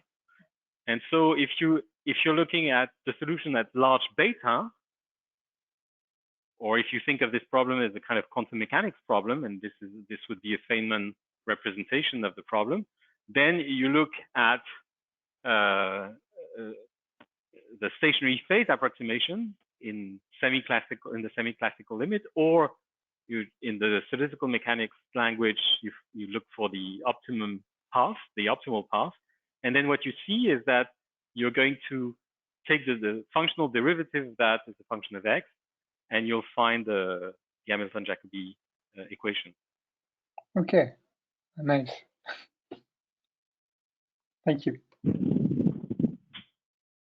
But again, the Bellman method and the Hamilton-Jacobi-Bellman equation are not necessarily linked. You can use the Bellman argument of trying to think forward and trying to say, well, I'm going to assume that my problem is solved up to some time t, and I'm going to one step before and solve it again by recursion. This is something that doesn't require continuous time and continuous space. It's a very general method that can apply to discrete problems as well. So that's why, Hamilton-Jacobi Bellman relates to the kind of problems that I've been alluding to today, but the Bellman method is much more general. Okay, I see. Sorry. Yes? To solve the A equation, you gave the solution, which was a classical evolution solution, the final condition times the hit kernel. And so it was a solution of a classical diffusion equation without taking into account the nonlinearities in the equation A. So where are they in this solution? No, but so you see that what's interesting is that the G equation is the Hamilton-Jacobi-Bellman equation, which is nonlinear. But then by taking log G equal log Z, or Z equal exponential of G, then you find a linear equation, linear diffusion equation. This is often called the Wiener-Hopf transformation. But so the equation for G is nonlinear, but the equation for Z is linear. And you see that what is maybe I understand from your question is, why do we get shocks in a linear equation? Well, you see that how it appears. It's really how the initial condition propagates in time that creates the shock. But once you're at the level of the linear equation, there's no nonlinearity anymore. Was that your question? Yes, yes. Thank you. And it's really this optimization solution here, where you, as I explained, you make a saddle point, not saddle point, a Laplace method to estimate yeah, maybe I should have said something about this. So the shocks only exist when J goes to 0. And in the fluid mechanics language, this means that the viscosity goes to 0. 0 viscosity limit.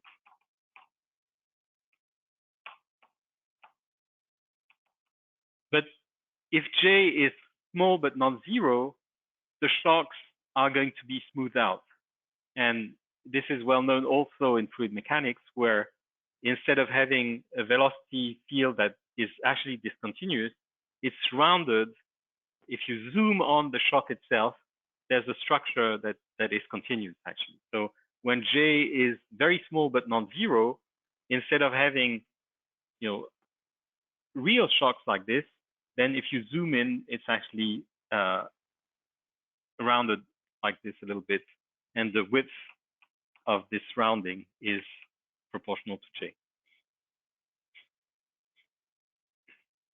So the language of shocks is a little bit of abuse of language, because for J non-equal to 0, these are not really discontinuities, but very abrupt changes.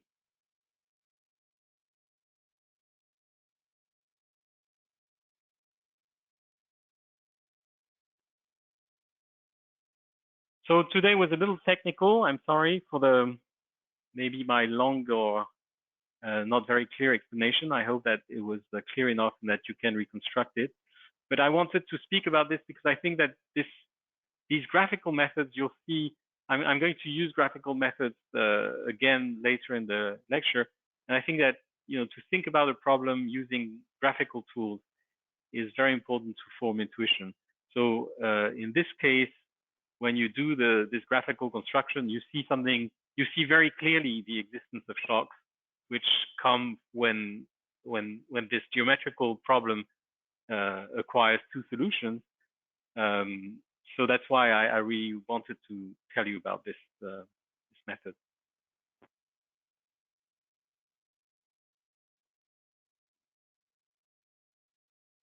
Anything else? Okay, well, I'll leave the chair to Valentina then. And again, don't hesitate to send mails or interact if you need more explanation. Have a nice week, and until next week then. Thank you. Bye-bye. This conference will now be recorded. There we go. Okay, so welcome everybody to the third TD, especially to those who joined the course more recently. So the TD of today is going to be a little bit more technical, because it is about issues of stochastic calculus, so Ito, Stratonovich, Langevin, and Fokker-Planck.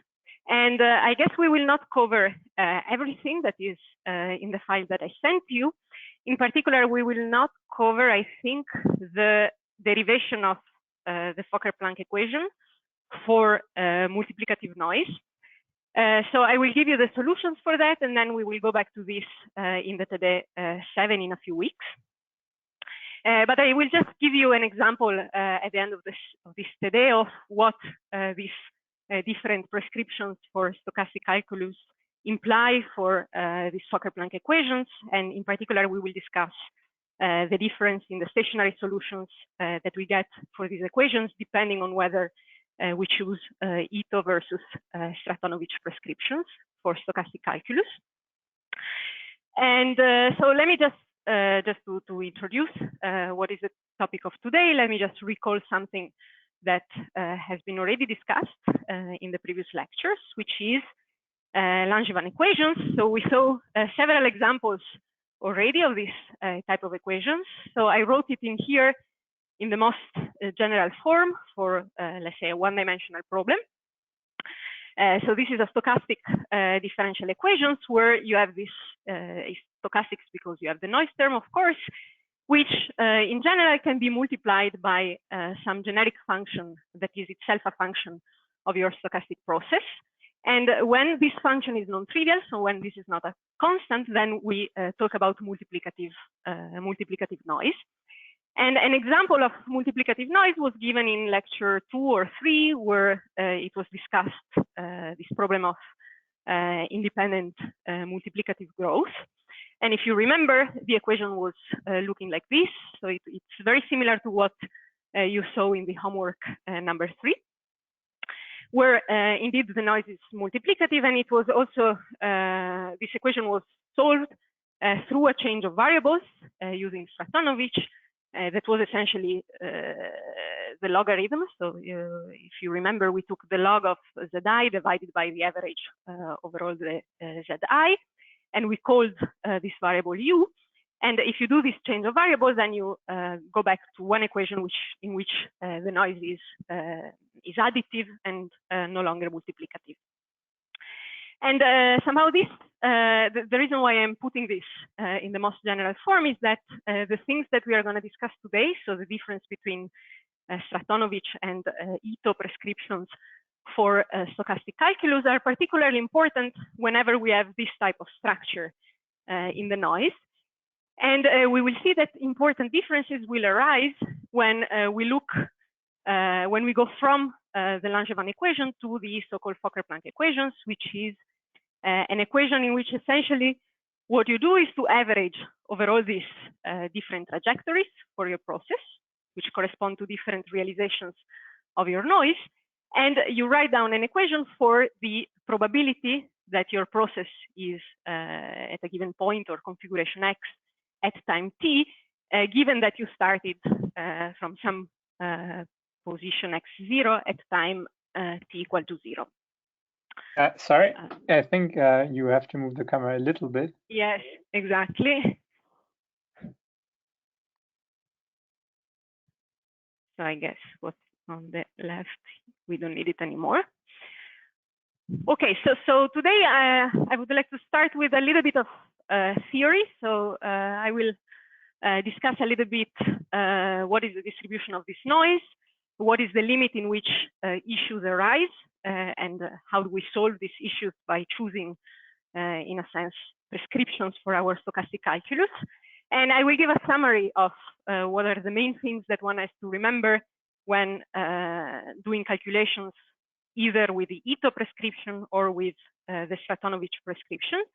And then we go and do some points of the exercises, in particular, exercise 1, 2, and the last point of exercise 3, I think. Okay, so let me start with some general things about the noise. So the noise, as we already saw, is a stochastic process, which usually is chosen to be Gaussian. So it's a process which is labeled by the time, that is a continuous variable.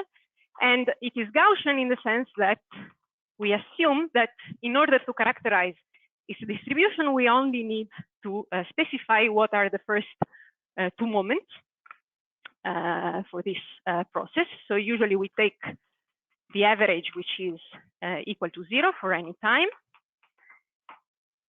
And we can think about, and this was, let's say, the starting point of Langevin, think about generic processes where you have some correlations in time of these random variables. So the correlation or covariances will be given by a generic function. Let me call it g of t and t prime. And we can assume that this function is, for instance, an exponential. So there will be a scale, which I call sigma.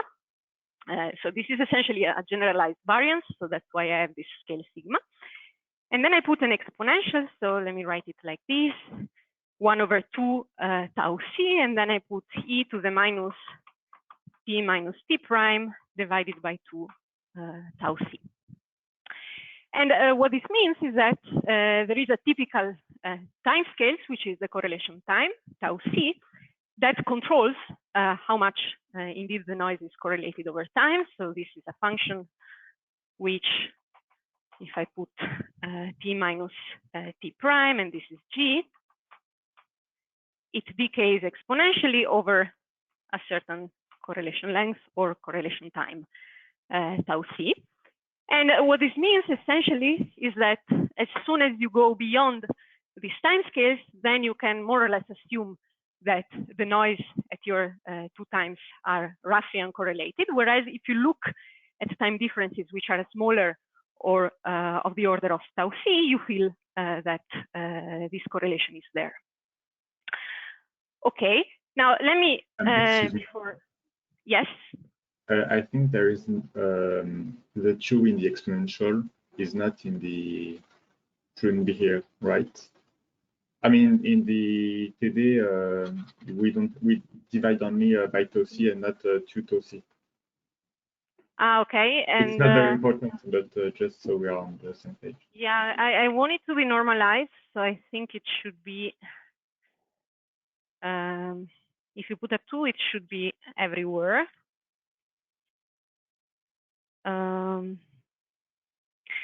Or perhaps I want to put a sigma square over 2.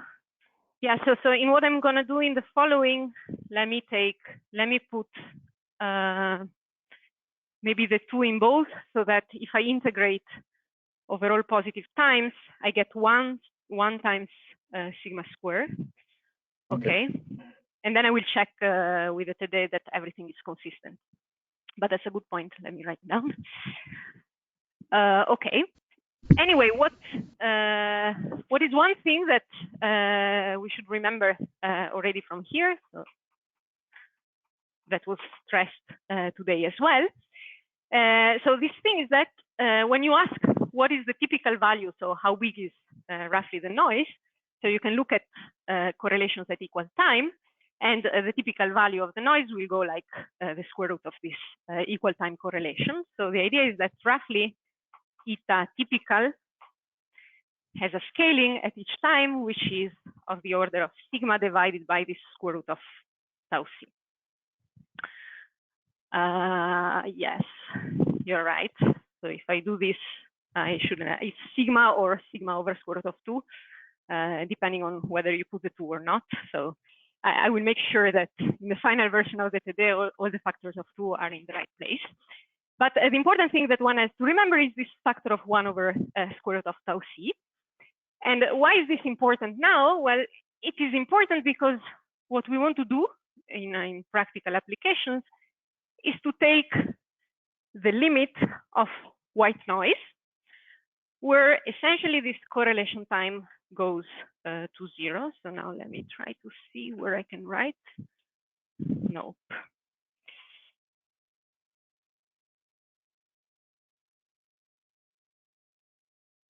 Okay.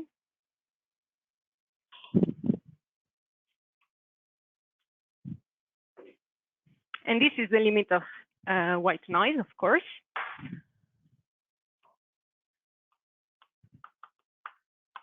So the white noise limit corresponds to taking tau c going to 0. And what happens to this function whenever it is properly normalized is that when this correlation time goes to 0, the function tends to a delta function. So the noise indeed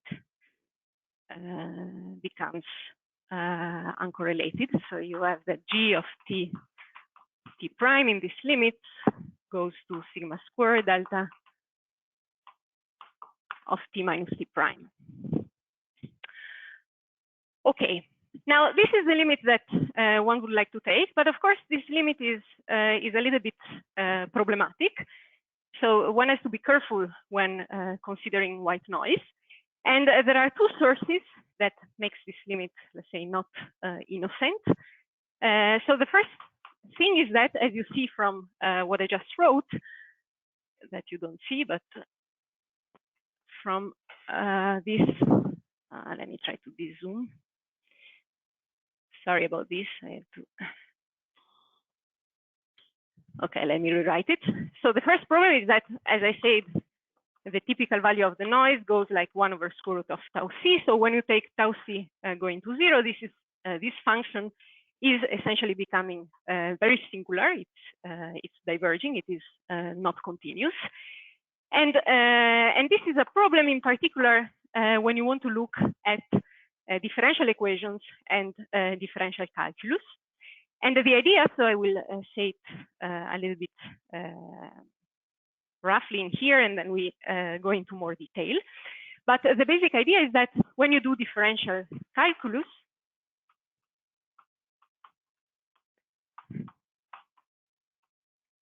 there is another time scale which is going to 0, and you use the limit of this time scale going to 0 when you write derivatives, for instance, and this is the dt. So if you go back to the discretized version of the Langevin equation, which I wrote before. Okay, look, I will rewrite everything in here. So if you think about Langevin, you discretize it, then what the equation is telling you is that. Sorry, maybe you can move the camera a bit up so that because the screen is. If I dezoom, do you still see? Because it would be nice if we have both blackboards.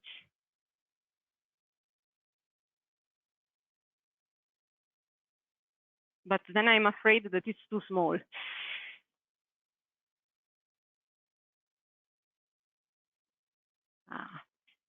Slow. Go up, up, up.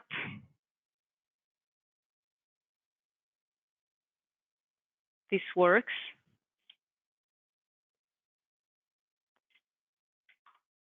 Okay.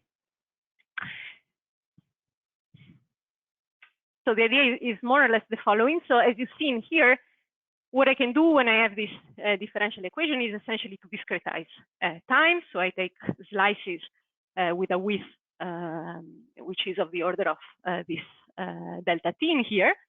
And then I can write this as a discrete difference equation. So the value of my function at time t plus dt is the value at time t, plus I have the function f, which I have to compute at some point, which is within the interval t plus dt, and I will go back to the choice of this point in a minute, times dt. And then I have the same for the function g and the product of my noise times dt. And what I'm saying is that essentially to write Langevin, I need to take dt to 0, but at the same time, to have uncorrelated noise, I want to take tau c going to 0.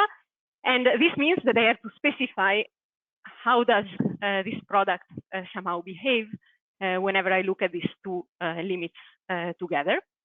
So the main issue is that basically you have two limits going to 0, and these two limits do not commute with each other. And so we have, whenever we want to discuss this type of differential calculus, we always have to specify somehow how we take these two limits. And this is what gives rise to the different prescriptions for stochastic calculus. So very roughly, we will discuss today two of these prescriptions. One is the so-called Ito, and the other one is Stratonovich. And in a nutshell, they correspond to the following ideas. So whenever you think about Stratonovich, what you are assuming is that your dt in here goes to 0 before or faster than the timescale tau c, which controls the correlation of your noise. So what this is telling you is that if this goes to 0 faster, then at the scale of delta t, your noise function is somehow still continuous. So you can divide this by delta t, and you can take the limit dt going to 0. And so you would expect that you recover in this way the usual, let's say, rules for stochastic calculus and the differential equations. But at the same time, since, and then after doing this, you take tau c going to 0. But you should remember that since tau c goes to 0 slower, at the scale of dt, you will have still some correlations between your random variables that give you the noise. And this correlation will matter in a way that I will specify in a minute. So the bottom line is that if you do the Stratonovich, you assume that tau c is the time scale which goes to 0 afterwards. And therefore, you should expect that the rule of calculus are the usual one that we have in absence of noise. But there are some correlations which will show up when you look at timescales of the order dt. On the other hand, what you can do is to assume that this dt goes to 0 as fast or even slower than tau c. And in this limit, you are really in a situation in which your noise is uncorrelated. So it is truly uncorrelated except at equal time. So even if you zoom at this scale of dt, you will have that correlations will go to 0. But you then have to be very careful about the rule of stochastic calculus, and there will be corrections to the usual chain rules, for example, which comes precisely from this order of limits that you are assuming. So this is the idea. Now let me give you a little summary or table to discuss concretely what this means when you have to do calculations. And then we go to the exercises. So first of all, okay.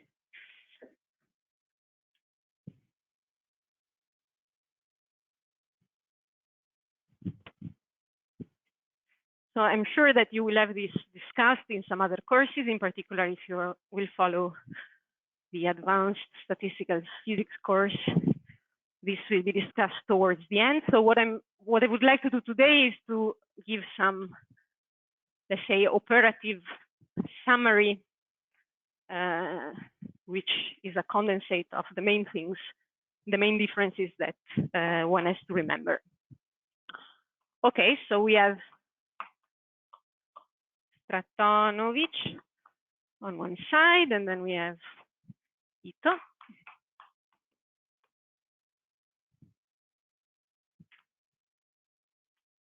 And as I said, Stratonovich morally corresponds to taking dt going to 0 before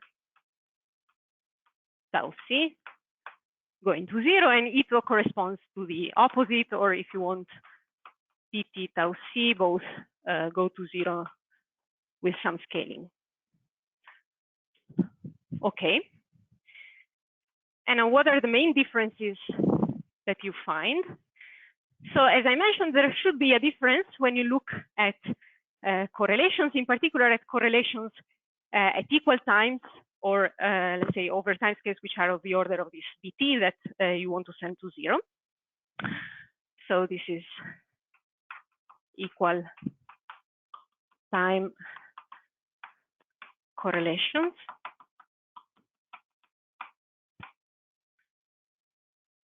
So what happens, so suppose that we have now a function, f, of our stochastic process, and we want to compute, for instance, the correlation of this function with the noise variable exactly at the same time t. And based on what we just said, what you should expect is that if you take the Ito prescription, you're sending tau c to 0 very fast. And so what you should expect is that all correlations somehow vanish. And what this implies is that this type of correlation, this type of expectation, this is of course an expectation over the noise and its distribution, has to be 0. And why does it have to be 0? Well, the idea is that you're looking at here at the noise at time t, and you're computing here the value of the function at x at time t. And now if you look at the discretized version of our Langevin equation, then you can write x at time t as a function of x at time t minus dt. And this function will contain, so let me write it very fast. So you have that x at time t is x at time t minus my discretized time delta t, plus you have the value of the function within the interval, which now goes from t minus dt to t times dt. And then you have maybe the function g, but you have somehow the noise at the previous time, t minus dt. And so the value of the function at the time t is fixed by, or depends on the value of the noise at t minus dt. And these two are uncorrelated. So the value at t minus dt and the value at time t of the noise are uncorrelated. And this is why what you get is that this expectation value in the Ito prescription is exactly equal to 0. Now, of course, if you do Stratonovich, you know that this is not true, because you have that this tau c goes to 0 slower. So you have some correlations which show up. And the way they show up, and this is what we will show in the exercise number 1, is as follows. So when you compute equal time correlation with the noise, these are non-zero, but are equal to sigma square over 2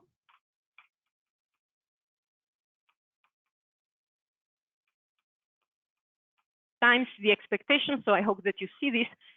This is the expectation over the noise of the first derivative of the function that you have on the left-hand side, evaluated at x of t. And I think that this factor of 2 comes because I didn't put a factor of 2 in the denominator of g. So the person who raised the comment was right. So we should actually stick to the notation of the TD, and there shouldn't be a factor of 2 in the denominator. So thanks for pointing this out. Okay, so this is the first. Yes. The bar over the xt, what is it? Is it the average or? No, I will comment about this in a minute, but the idea is that when you discretize, for instance, with the Euler discretization scheme, your differential equation, you somehow have to choose where to evaluate. So you have your time, you take slices of width delta t. And now let's say that I have t and t plus dt. And in the discretized equation, I have to choose where to, so this function f is smooth on the scale of dt. And what I have to do is to choose somehow where to compute it within the interval t and t plus dt. And as we will see, so as soon as we have terms which are not multiplied by the noise, you can more or less choose this point arbitrarily. So you have to choose, let's say, a point within this interval, and it doesn't matter which one you choose, because any variation in the point that you choose will lead to corrections to this discrete version of the equation, which are of order delta t square. So when you divide by dt and take delta t going to 0, they will disappear. But this is not true when you look at terms like this. So when you look at terms which are multiplied by the noise, you really have to choose and decide which is the point within the interval at which you are computing this function. And different choices will correspond to different stochastic processes, and this is what I will comment in a minute. Okay, thank you. But let's say in general, what I mean by this x bar is not necessarily the middle point, but it is one point within, let's say, this small interval delta t. Okay, so let me now go to the second difference. So as I said, that we will show this in exercise 1. And of course, when you write this expectation value, what I mean is that I compute the expectation with respect to the noise distribution. The distribution will depend on tau c, and then I will take, after computing the expectation, I will take tau c going to 0 eventually.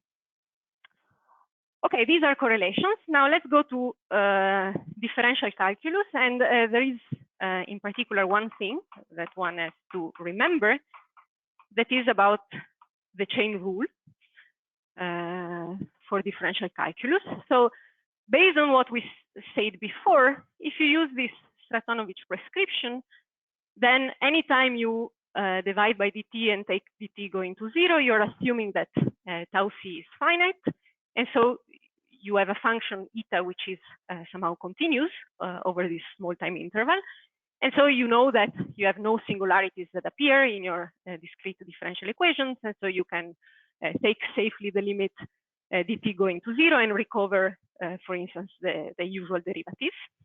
And what this means is that your chain rules that we are used to will be valid in this Stratonovich prescription. So just to be concrete, this means that if I want to compute the derivative over time of this function f, which, let's say, for generality may depend both on my stochastic process and also it can depend independently on the variable t, then what this is you have a partial derivative over time if you have an independent dependence of on t, and then you have to do the derivative of f over dx times dx of t over dt. And this is now a total derivative because x depends only on t. So this is the usual chain rule that we have in normal calculus. But this chain rule breaks down if you do this game of taking the two limits together. And it breaks down in the sense that if you do this, you have to add an extra term, which is a so-called Ito term. And the Ito term looks like this. So you have the same as before. So now I'm dropping the dependencies. You have the f over dt, then you have the usual df over dx times dx over dt. And then you need to add this extra term, which is sigma square over 2. Now, if I have a generic Langevin equation with a multiplicative function in front of the noise, here I also have a factor of g square, which was the constant that was appearing, the function which was appearing in front of the noise in Langevin. And then I have the second derivative of my function with respect to x. And this is the so-called Ito term. Okay. And this arises because, and again, this I will comment more in the following, but the idea is that in your discrete version of Langevin, you have g times eta times delta t. And if you take the limit of delta t going to 0 and tau c going to 0, let's say, together, then you see that that extra term is of the order of square root of dt. So when you want to write the differential equation to linear order in dt, you also have to take the square of that term, which will give you a contribution of the order of delta t, and this is why this term is appearing in here. But let's say, as a rule of thumb, what one has to remember is that in the Ito prescription, equal times correlations are easy, but you have to remember this extra term when you do derivatives, whereas in Stratonovich, the chain rule is the same one, so differential calculus is as you expect it to be, but you have to remember that you have some correlations which show up in this particular form. Sorry. Now, yes. The equation for the chain rules are valid on average or for really the function f? Like we took average over eta or? No. Here you really take the function for one particular trajectory, depending on the noise. Okay, now I want to go back for a minute to that issue of choosing the point within the interval dt. And the reason why I want to do this is that that is particularly important when you try to derive, or when you derive the Fokker-Planck equation starting from the Langevin equations, because the usual procedure is you take the Langevin equation, you discretize, and then depending on how you choose this intermediate point in your interval, you will get different Fokker-Planck equations in general. So as I mentioned, we will do this explicitly in the TD number 7, but now let me give you just a summary, and then you can look at the derivation by yourself in the homework. And maybe let me continue this table in the second Blackboard.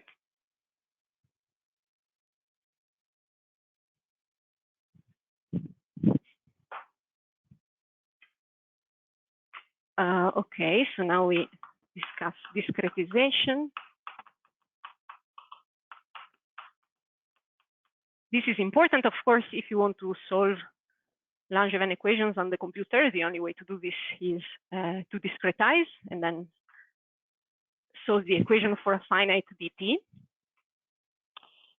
Okay, and let me, so as I wrote before, let me rewrite the discretized equation in general. So what do we want to do? So suppose that you want, for instance, to simulate your Langevin on a computer, then as I said, you choose a discretization step, delta t, and then you try to do what I wrote before. So you try to solve for your process at time t plus dt, knowing the value of your process at time t. And what you have to do is compute this function somewhere and multiply by the dt. And then you have the same for multiplicative noise. And you have your noise at time t. Okay. And now in a discretized setting, we still want to capture this uncorrelated noise. So the discretized version, let's say, of the delta function, we look as follows. So we assume that the correlation between the noise evaluated at two steps, t or t prime and t prime, is equal to sigma square times a Kronecker delta now, because we are discrete. So this is the Kronecker delta t prime. And then, so you're trying here to discretize a delta function. You have to remember that the delta function has the dimension, if you want, of 1 over time, if you're looking at a delta function in time.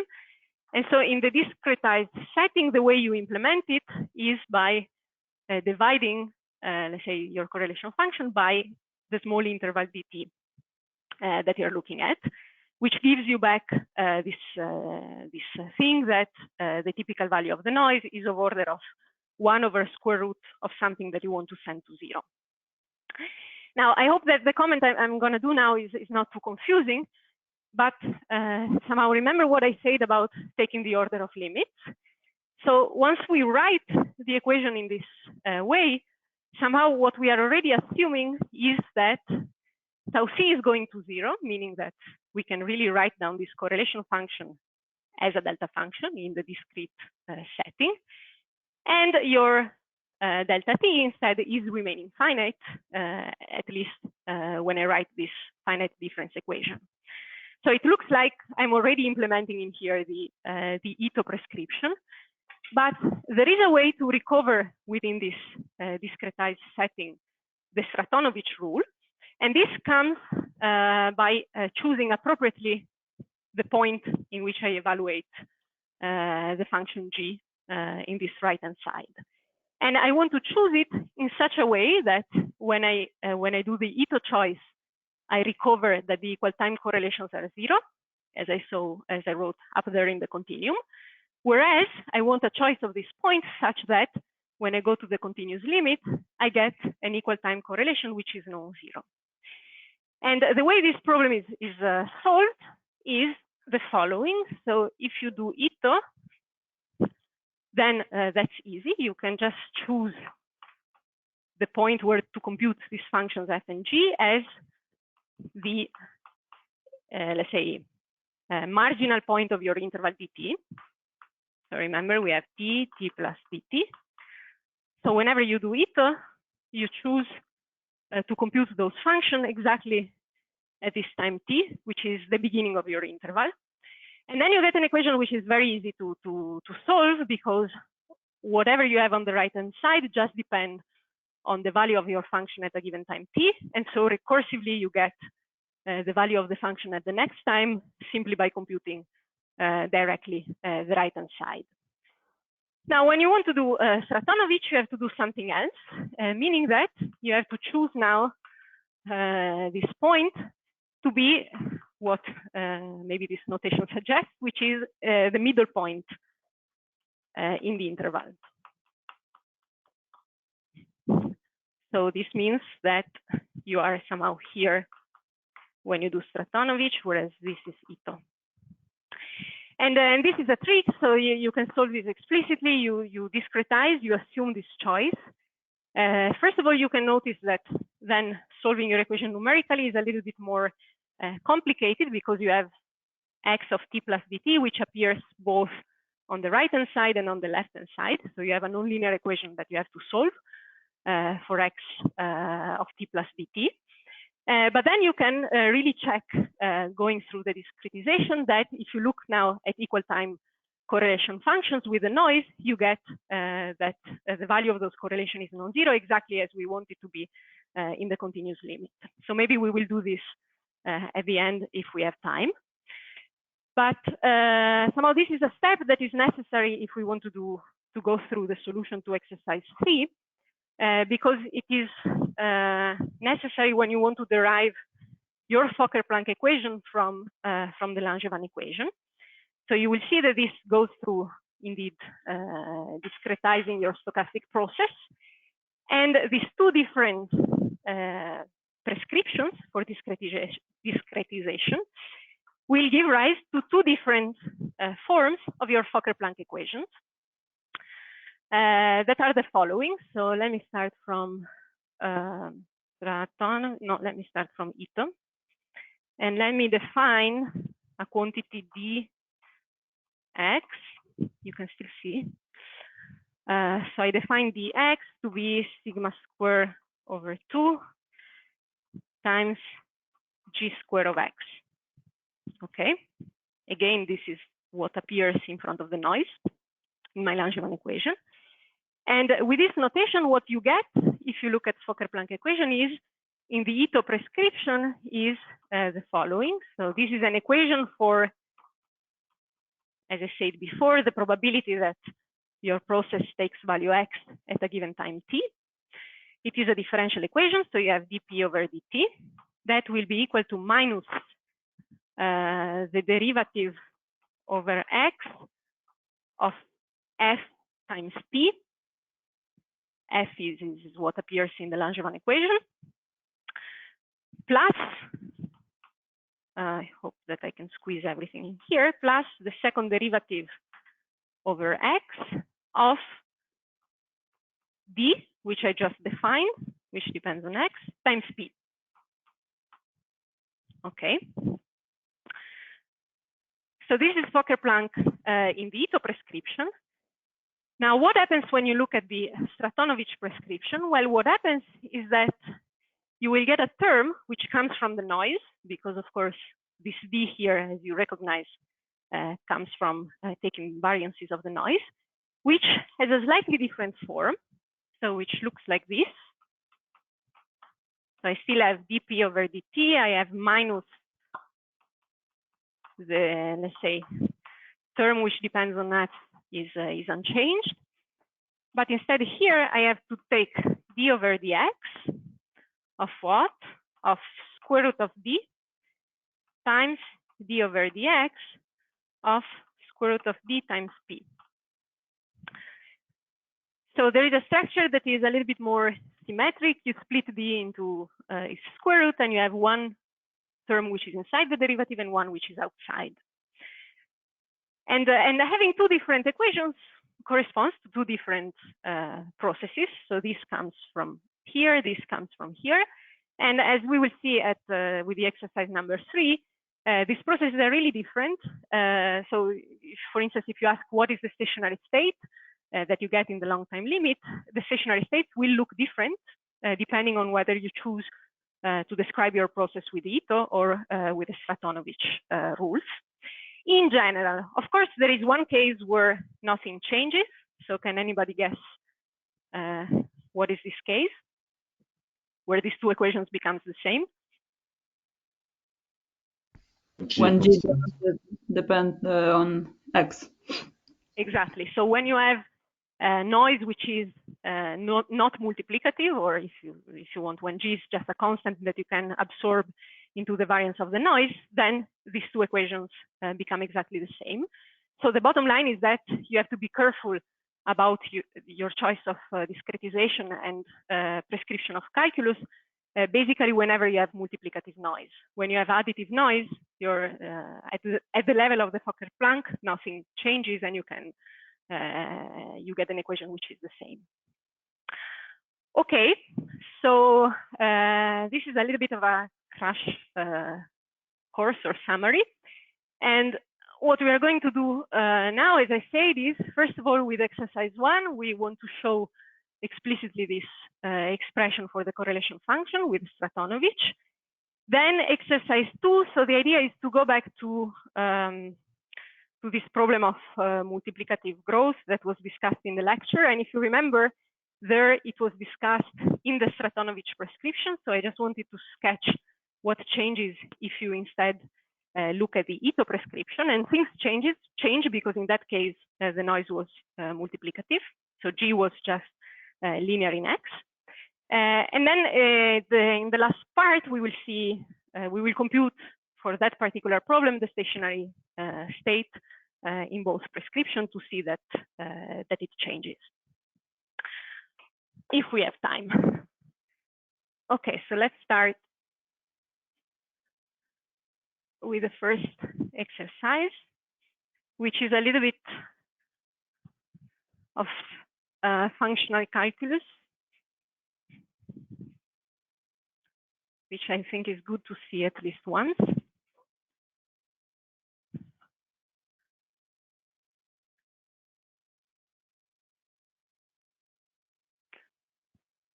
And I just erased the expression of what we want to prove, but okay, you have it in the paper, in the text of the today.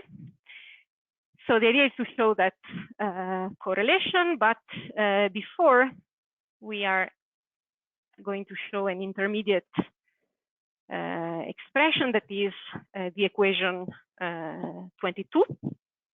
Let's say, so this is exercise 1, point number 1. So the intermediate thing that we want to show is that if we take a function of the stochastic process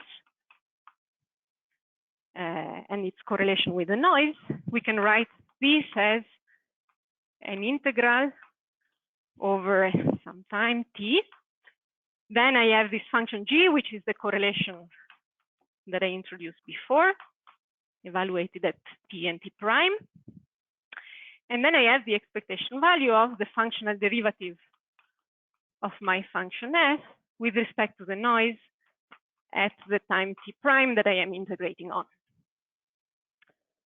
Okay, and remember that we take in here tau c, let's say finite for the moment, and then we will take the limit. At the end, we will take the limit tau c going to 0.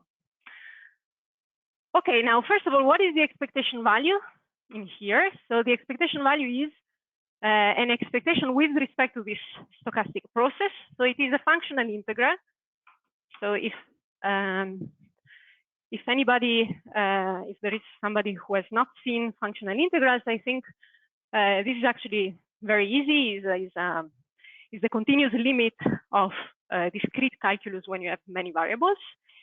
So in the case in which you have many variables, what you will have to do is to write integrals where you integrate over all the possible values of your variables, and then you take the continuous limit. And what this will give you is a measure that is usually indicated like this. So if you discretize into your time steps Tn, let's say that Tn is delta t times n, then the functional measure, the measure that you would get in this discrete setting is just the product over n of dTn divided by a square root of 2 pi usually. So this is what people put for normalization. And then if you take the limit of dt going to 0, you define your functional measure to be, let's say, the continuous limit of this infinite product. And this is what I'm denoting with this notation in here.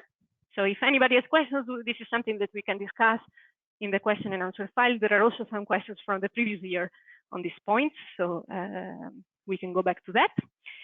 But anyway, you have to take an average, so you integrate overall your process, some probability of your full process, so for all times. And this probability is what? Is a Gaussian, because we saw that and we said that the process is Gaussian.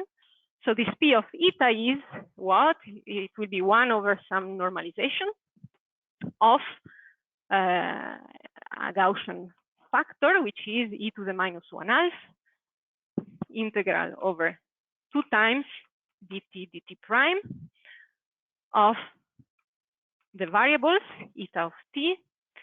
And then you have here c to the minus 1, so the inverse of the correlation function at times t and t prime times eta t prime. So I hope this is not too, that you can see this. But what is this? So I'm just writing the continuous version of, and of course the two integrals go, let's say, from minus infinity to infinity. So this is just a continuous version of a multivariate Gaussian, if you want, where you know that whenever you have a Gaussian, what you have at the exponential is the inverse of the covariance matrix, which is exactly what I'm writing in here in functional form. So the fact that you have a shape of the distribution that looks like this is nice, because now you see that what I have in here is a factor of eta, and what I have in the measure is e to the eta square, essentially. So what is one way to bring down one factor of eta? Well, this is to take the derivative of my probability measure with respect to eta itself, which is now a functional derivative, but that's not too difficult. So let me compute what is the derivative of my Gaussian weight with respect to eta evaluated at some time, let's say u. So if I do this derivative, what do I get? I have 1 over z, which is untouched. And then I will bring down, let's say I derive with respect to this, and I have c to the minus 1 times this. Then I derived with respect to this, so I would have eta times this. But using that this covariance function is symmetric, yes, symmetric in T and T prime, and so it will be the inverse, I can collect these two terms. So if you do this carefully, you will get just minus the integral over 1 of the times, let's say dt prime, c to the minus 1, and now evaluated at u t prime, times eta at time t prime, times the factor of p itself, which I compactly write in the following way. Okay, so now this is almost eta, except that we have this c that we don't like. So what is the trick to single out eta? Well, what we can do is to multiply what we have in here by c to the, sorry, here we have the inverse of c, so we want to somehow multiply this from the left by c itself. So if you discretize, you would have a matrix multiplication. Here we have to do this with function, and the matrix multiplication corresponds to, so in a matrix multiplication, you have a sum over internal indices, and in the continuous limit, this sum becomes just an integral. So what I'm saying is that if I do the following, so suppose that I integrate over x a function c of ux times c to the minus 1 x t. So this is like a matrix times its inverse. The internal index now becomes x, and I'm summing over it.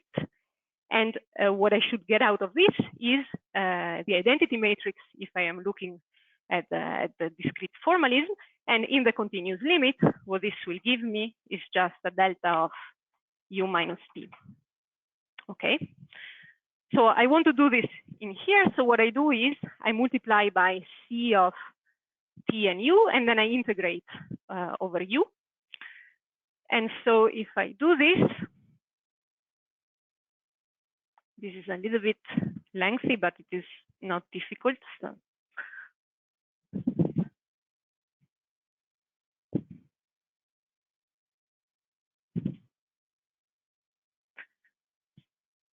let me do it fast. So what I get is the following. So I take du p of, let's say, tu times my derivative dp of eta t at eta u, functional derivative. And then I look at the right-hand side, I contract c with c to the minus 1. This gives me a delta of t and t prime. So I'm left with minus eta of t times my Gaussian factor, which is unchanged. Okay, and this is a little bit what we have up there. Maybe you don't see up there. No, indeed.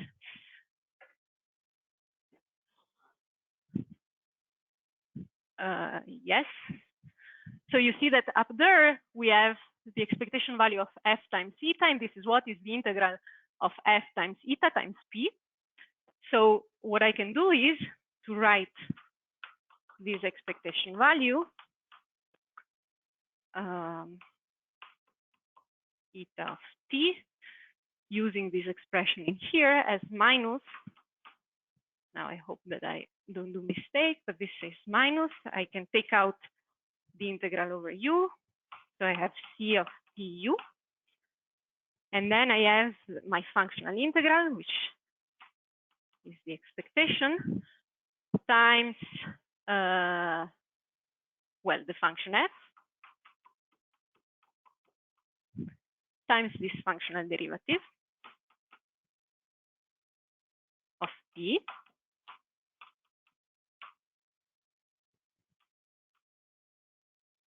And now to get, and this is now computed at time u, yes. And now to get out the expression that I have in there, what I have to do is essentially an integration by parts of this expression in here. So here I have the derivative over p, and I want to bring the derivative in front of f.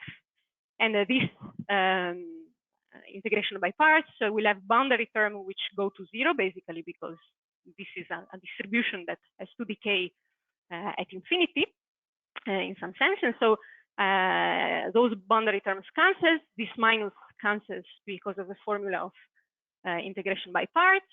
And the thing I end up with is this times, then I bring the derivative in here, and what I'm left with is just an expectation over the noise of the functional derivative of f with respect to eta, which is, apart from u becoming t prime, is exactly what we wanted to show. Okay, and now that we have this, what we have to do is to compute this expectation in here. So let me go on this side of the blackboard.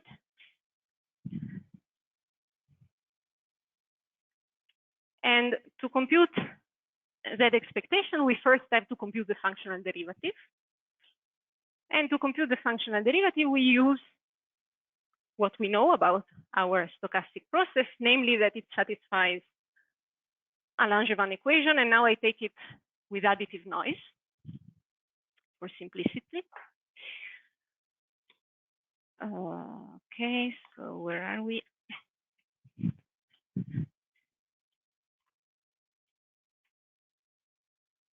We are here.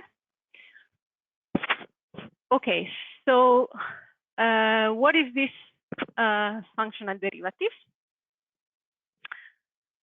Well, first of all, we are using Stratonovich, so derivatives work in the way that we are used to. So when I want to compute df of xt with respect to d eta of u, this will be, so I will have first a derivative, let me call it f prime x of t, and then I have to take the functional derivative of x of t with respect to eta of u. Okay. And this is something that we can compute using Langevin equation. And the reasoning is as follows.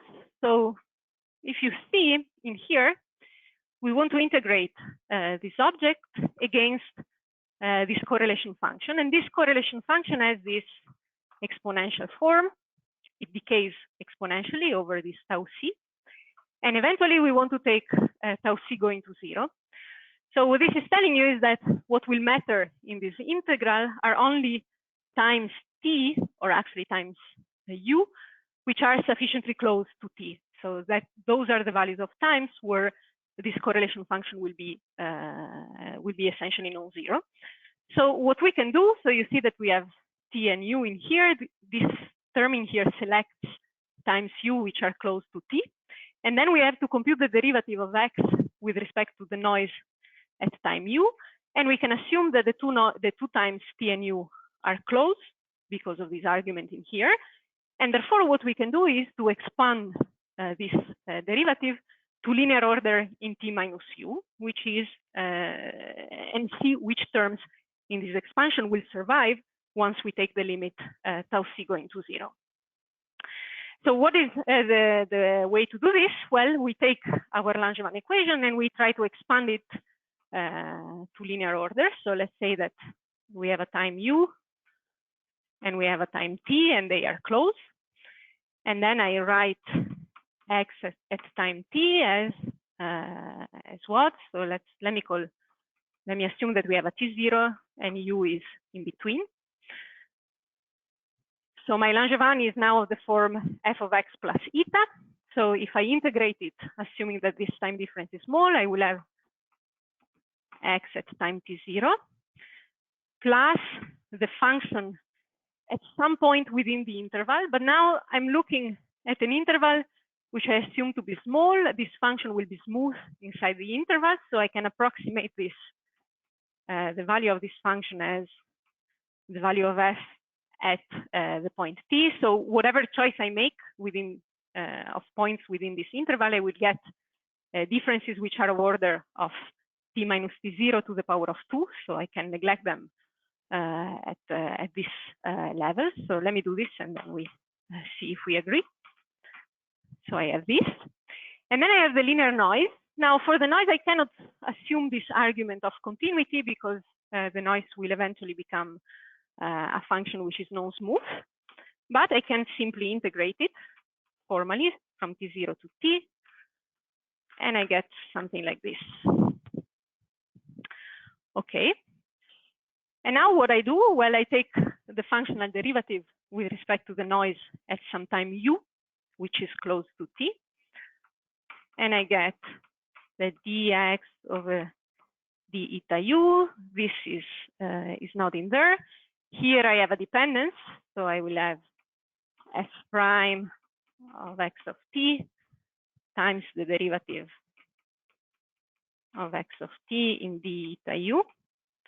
And from here, I have a factor of 1, basically, because I integrate, I derive inside the integral. So I have a factor of 1 plus, well, even here, if you want, I have orders of t minus t0 to the power 2. So they will still be there also in this expression. Did I forget? Yes, here I forget t minus t0 plus 1 plus order of this time difference square. And let me add something just to be precise, which is a theta of t minus u, because of course this derivative with respect to eta at time u will be non-zero only if u is within this interval, so it has to be smaller than t. Okay, so now this is what I want. You see that this appears also on the right-hand side, multiplied by dt. And I want an expansion of the order of dt. So what I can do is I recursively plug in here the expression that I get out of this equation. So this will be 1 plus something which is of order dt, right? 1 comes from here, and then I have something which is of order dt. And so if I do this, what is the only term which I can keep out of this? So let me do it directly. So if I replace this by 1 plus order dt and I keep only terms which are of order dt, then it is enough for me to put a 1 in here. And everything else will go into this correction. So this is times, okay. Very good, and now this is what I want to plug in here. And remember that all of this, we have to take the expectation value with respect to the noise. So in the end, how much space do I have here? Until here. Okay, so in the end, what I will get, plugging everything in this expression in here is the following, is the integral over du of c. Maybe what I call c now before was g, sorry. It's the correlation of the noise, is the same function. C of tu, and then if I plug the expectation value of this, what do I have? I have and remember, I also have this factor here. So I have f prime times 1, which is just f prime of x of t, plus, this is still inside the expectation, plus what I have here. So this is again f prime of x of t, f prime of x of t times dt. Okay. Plus higher orders. Okay. And now I have more or less everything that I need, because now what I can do is I plug the expression for the correlation of my noise. So this will be sigma square over tau c without the 2 e to the minus t minus u divided by 2 tau c. And there is this theta function which tells me actually that t minus u is positive. This object here will not depend on u, so I can take it out of the integral and I integrate over the correlation function now, and this will give me a constant factor which does not depend on tau c. So this you can do it. I have all of the solutions are written, so let me not do it here to save a little bit of time. But let's say the point is that you take this out and you can integrate over c. And for the second term, you can take out the expectation value of these two derivatives. And then you have to integrate c of tu times this dt, which is of the order of t minus u. And if you do this second integral, you will see that what comes out is a term which is of the order of tau c. So when you take the limit tau c going to 0, this part of the expectation value will go to 0. Let's say when tau c goes to 0, and you're left with the expression that we wanted to show. So with let's say a constant which will be sigma square over 2 times the expectation value of the first derivative of the function, which is exactly the rule for equal time correlations in the Stratonovich prescription.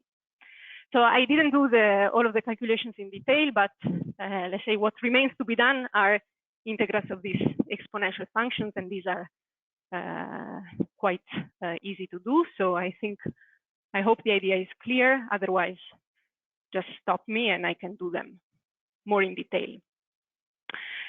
Now to conclude with this,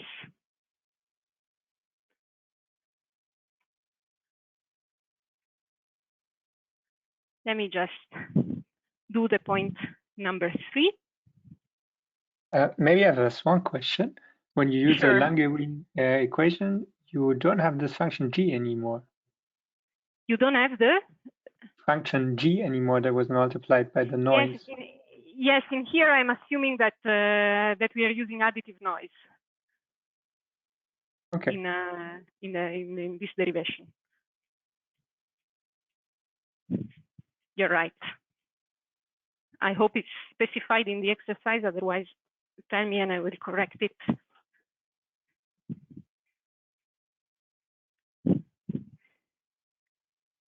And now I just want to do, so let's say the point 3 of this exercise, just because it is a simple way to recap the different prescriptions. So in that case, what it tells you is, look at now a Langevin equation where you don't even have the function f.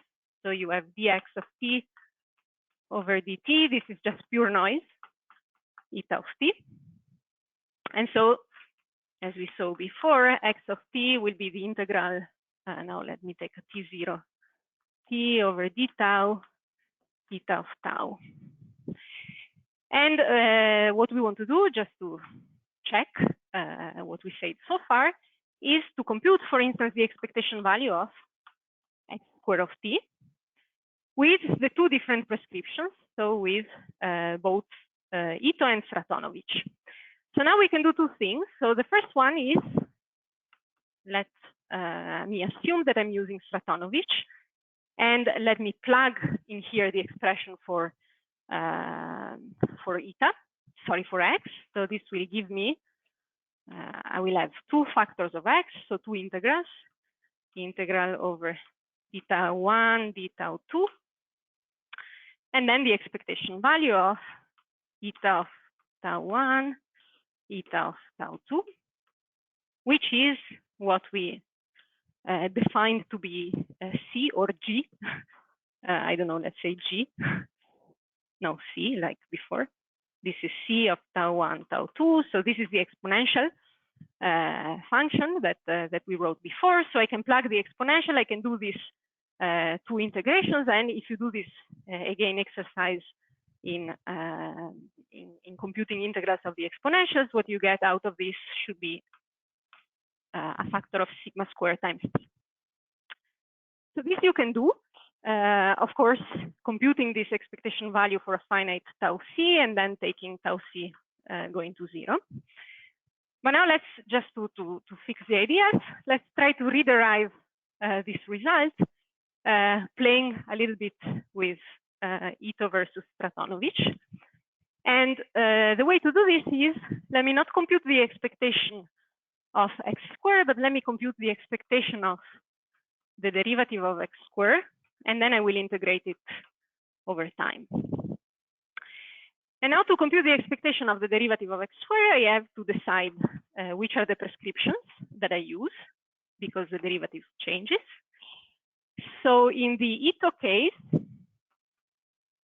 no, let me first do Stratonovich, which is yes. In the case of Stratonovich, the derivative is simple. It's the usual one. So this will be twice the expectation of x of t, sorry, times x dot of t. So dot is the time derivative. And now what is x dot? Well, if I derive this, I just have a factor of eta. So what this gives me is the equal time correlation of x of t with the noise at the same time t.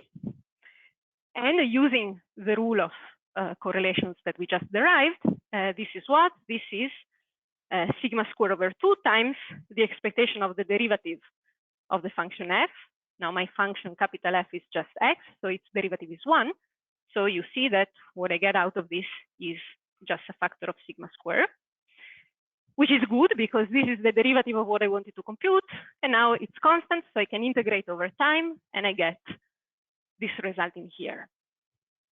Now, how do you get it with Ito? Well, with Ito, what you have to remember is that the chain rule is not that simple. So you have the same factor, which is 2x of t times eta of t. And then you have an additional factor, which is the second derivative of, you have the Ito term, and the Ito term is sigma squared divided by 2. The 2 cancels this.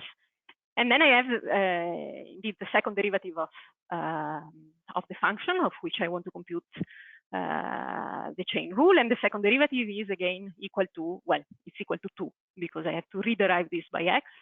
So I have a factor of 2. So the 2 cancels. So this is, let me write it. By Ito, I have this, and then I have the expectation of 2, which is the second derivative. And then I use the fact that this is a correlation at equal times. So in the Ito prescription, this is 0. And this is just the same factor of sigma squared as for Stratonovich. So for this simple expectation value and for this simple type of process, which indeed is additive, nothing changes. You can choose which prescription to use, and as long as you are consistent, then you get the same result. Okay, now we do not have much time. I just want to maybe say something about exercise 2. I hope this was not too fast.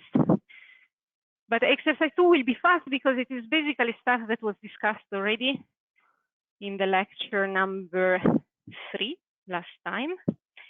And it was also discussed in the homework if you had time to look at it.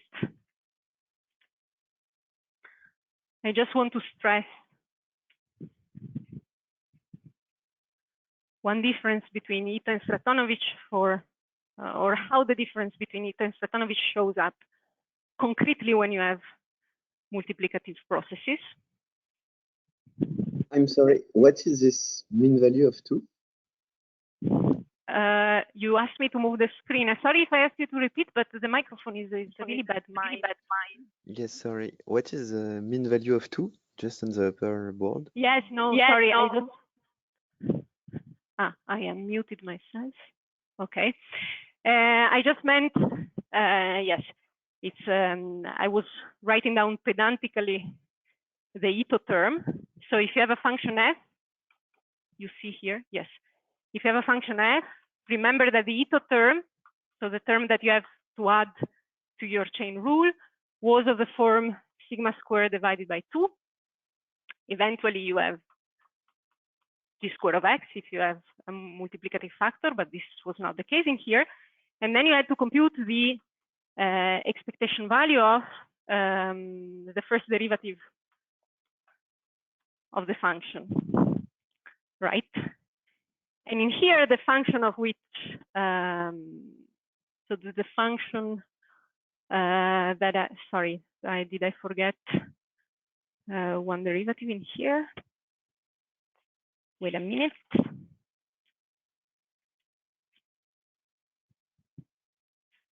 Okay. I think it's the second derivative. Yes, indeed, is it? But then was I consistent in my notes before? No, wait. No, that should be a prime. So what do I have to do? So I want to derive, right. So wait. My function x f of x of t is x squared of t. No, sorry. Yes, is x squared of t, right? So what do I have to do? Yes. Sorry, I was giving you the formula for the correlation in the Satanovich. Sorry. Go back to the chain rule. So if you, what was the chain rule? So the idea was df over dt was what? Was df over dx times dx over dt plus sigma square over 2, eventually g of x, d square of x over the x square, right? And this is what I call the Ito term. Okay. And so now my function f is x squared. So you see that the this second g is equal to 1, and the second derivative that I get in here is just a factor of 2. So what I'm writing in here should be, so I have an expectation outside of the derivative of x squared. The derivative of x squared is the usual term plus the Ito correction, and the Ito correction is just a constant. So when I take the expectation, this goes to 0 because I have equal time, and this will give me x squared.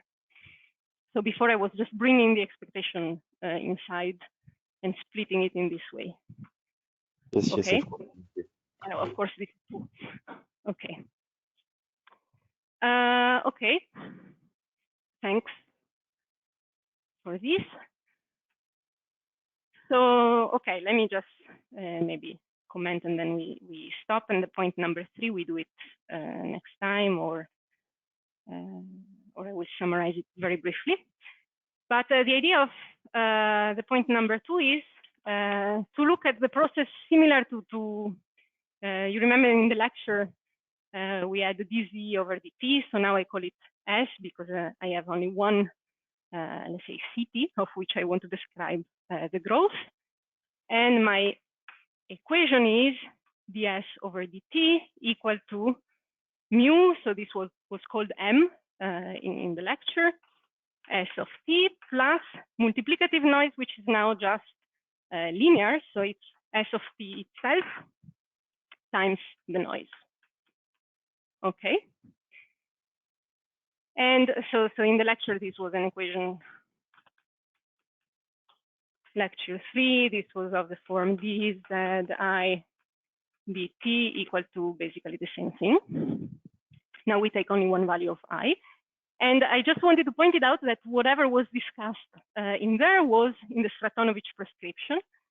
And what do you find if you try to solve this equation with the Ito prescription? Well, you have to do something similar than what we did in the lecture. Namely, you have to do a change of variable and introduce, for instance, a variable psi of t, which is the log of s of t. But now the change of variable is not innocent, so you have to understand how to use it when, instead of Stratonovich, you think about Ito. And what's the way to see what happens?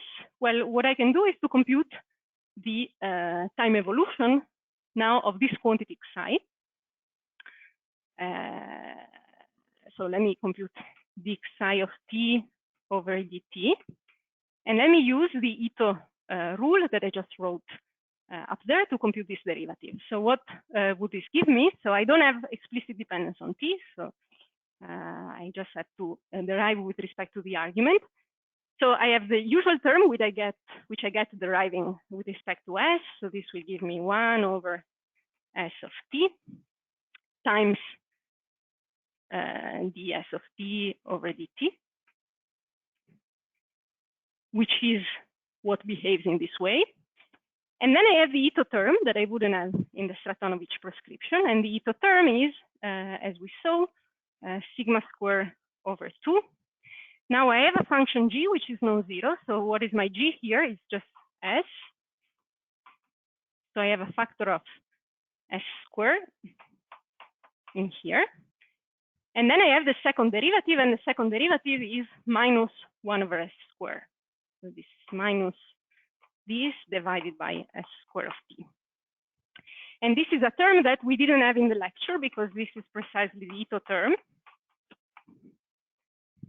And now what we can do is we substitute now our Langevin equation in here.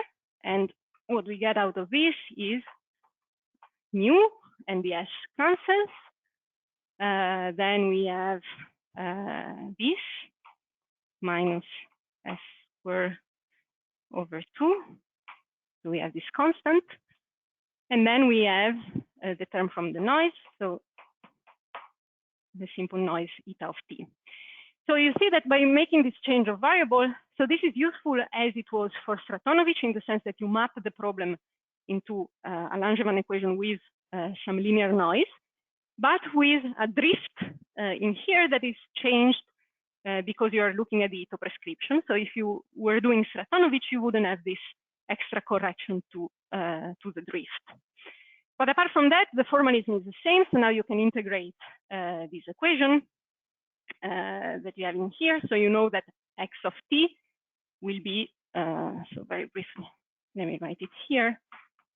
I hope you see it. So x of t is what? Is this constant, which I call, well, okay, mu minus sigma squared over 2 times t.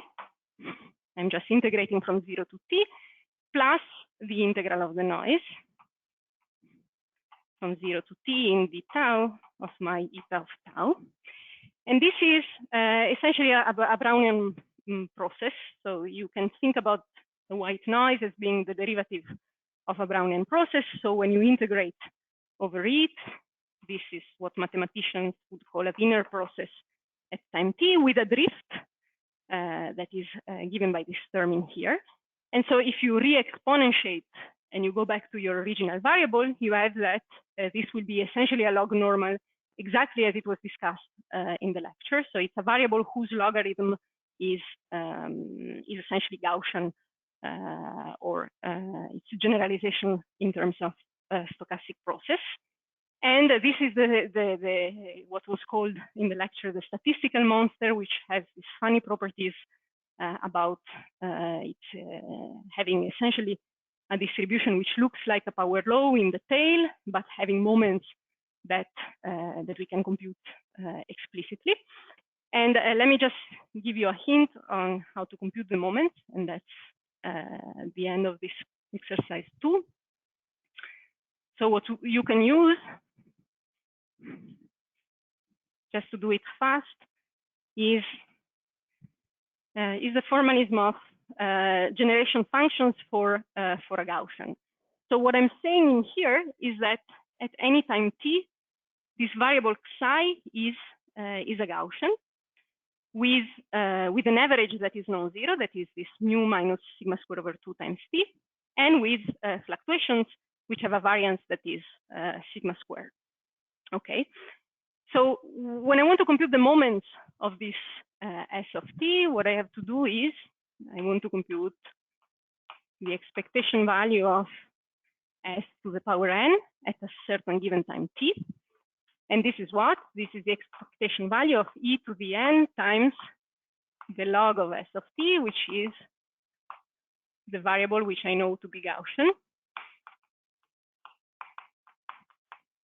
And this is nothing but a generation function. So remember that when you look at generation functions of a variable, random variable x, computed at a given value u, let's say, this is what? This is the expectation value of e to the u x. You have to choose between plus and minus, but let me put plus. And for the Gaussian, this is e to the u, your average, that I call here m. So let me say that the average of x is equal to m, and the covariance, the variance in this case, is equal to s for my random variable, Gaussian random variable. So from here, I have that this will be of the following form. Okay, and the idea is that what you want to compute in here is exactly the same thing. So this is a Gaussian random variable. So if you replace what I call u here with n, you get immediately from here the expression for the higher moment of your variable S of t, which was something that was already discussed in the previous lecture number 3. Okay, now I think we have to stop. It's about time. So I will give you the solution for the exercise 3. So the idea of the exercise 3 is, as I said, you derive Fokker-Planck, and then you try to look for stationary solutions to the Fokker-Planck equation. So stationary solutions are solutions which do not depend on time. So my equation is of the form dp over dt was minus d over dx f times t, and then depending on your prescription, you add here different forms. So let me use ito. You have here this expression in here. So what you have to do to compute the stationary value is to set this to 0. And you will see that you, depending on what is the form of this term in here, for the simple case of the exercise 2, where we choose d of x to be just sigma squared over 2 times x, and the form of the stationary solution will be different. So you will get power laws out of these equations, but the exponent of the power law is different depending on whether you choose Ito or Stratonovich, which tells you again that when you have multiplicative noise, you have to specify always before what is your choice and be consistent with it. And we will rediscuss this, I think, in TED 7, which is another example of Fokker-Planck, so that's a good point. Will be a good point to go back to this theme. Okay, are there questions about this?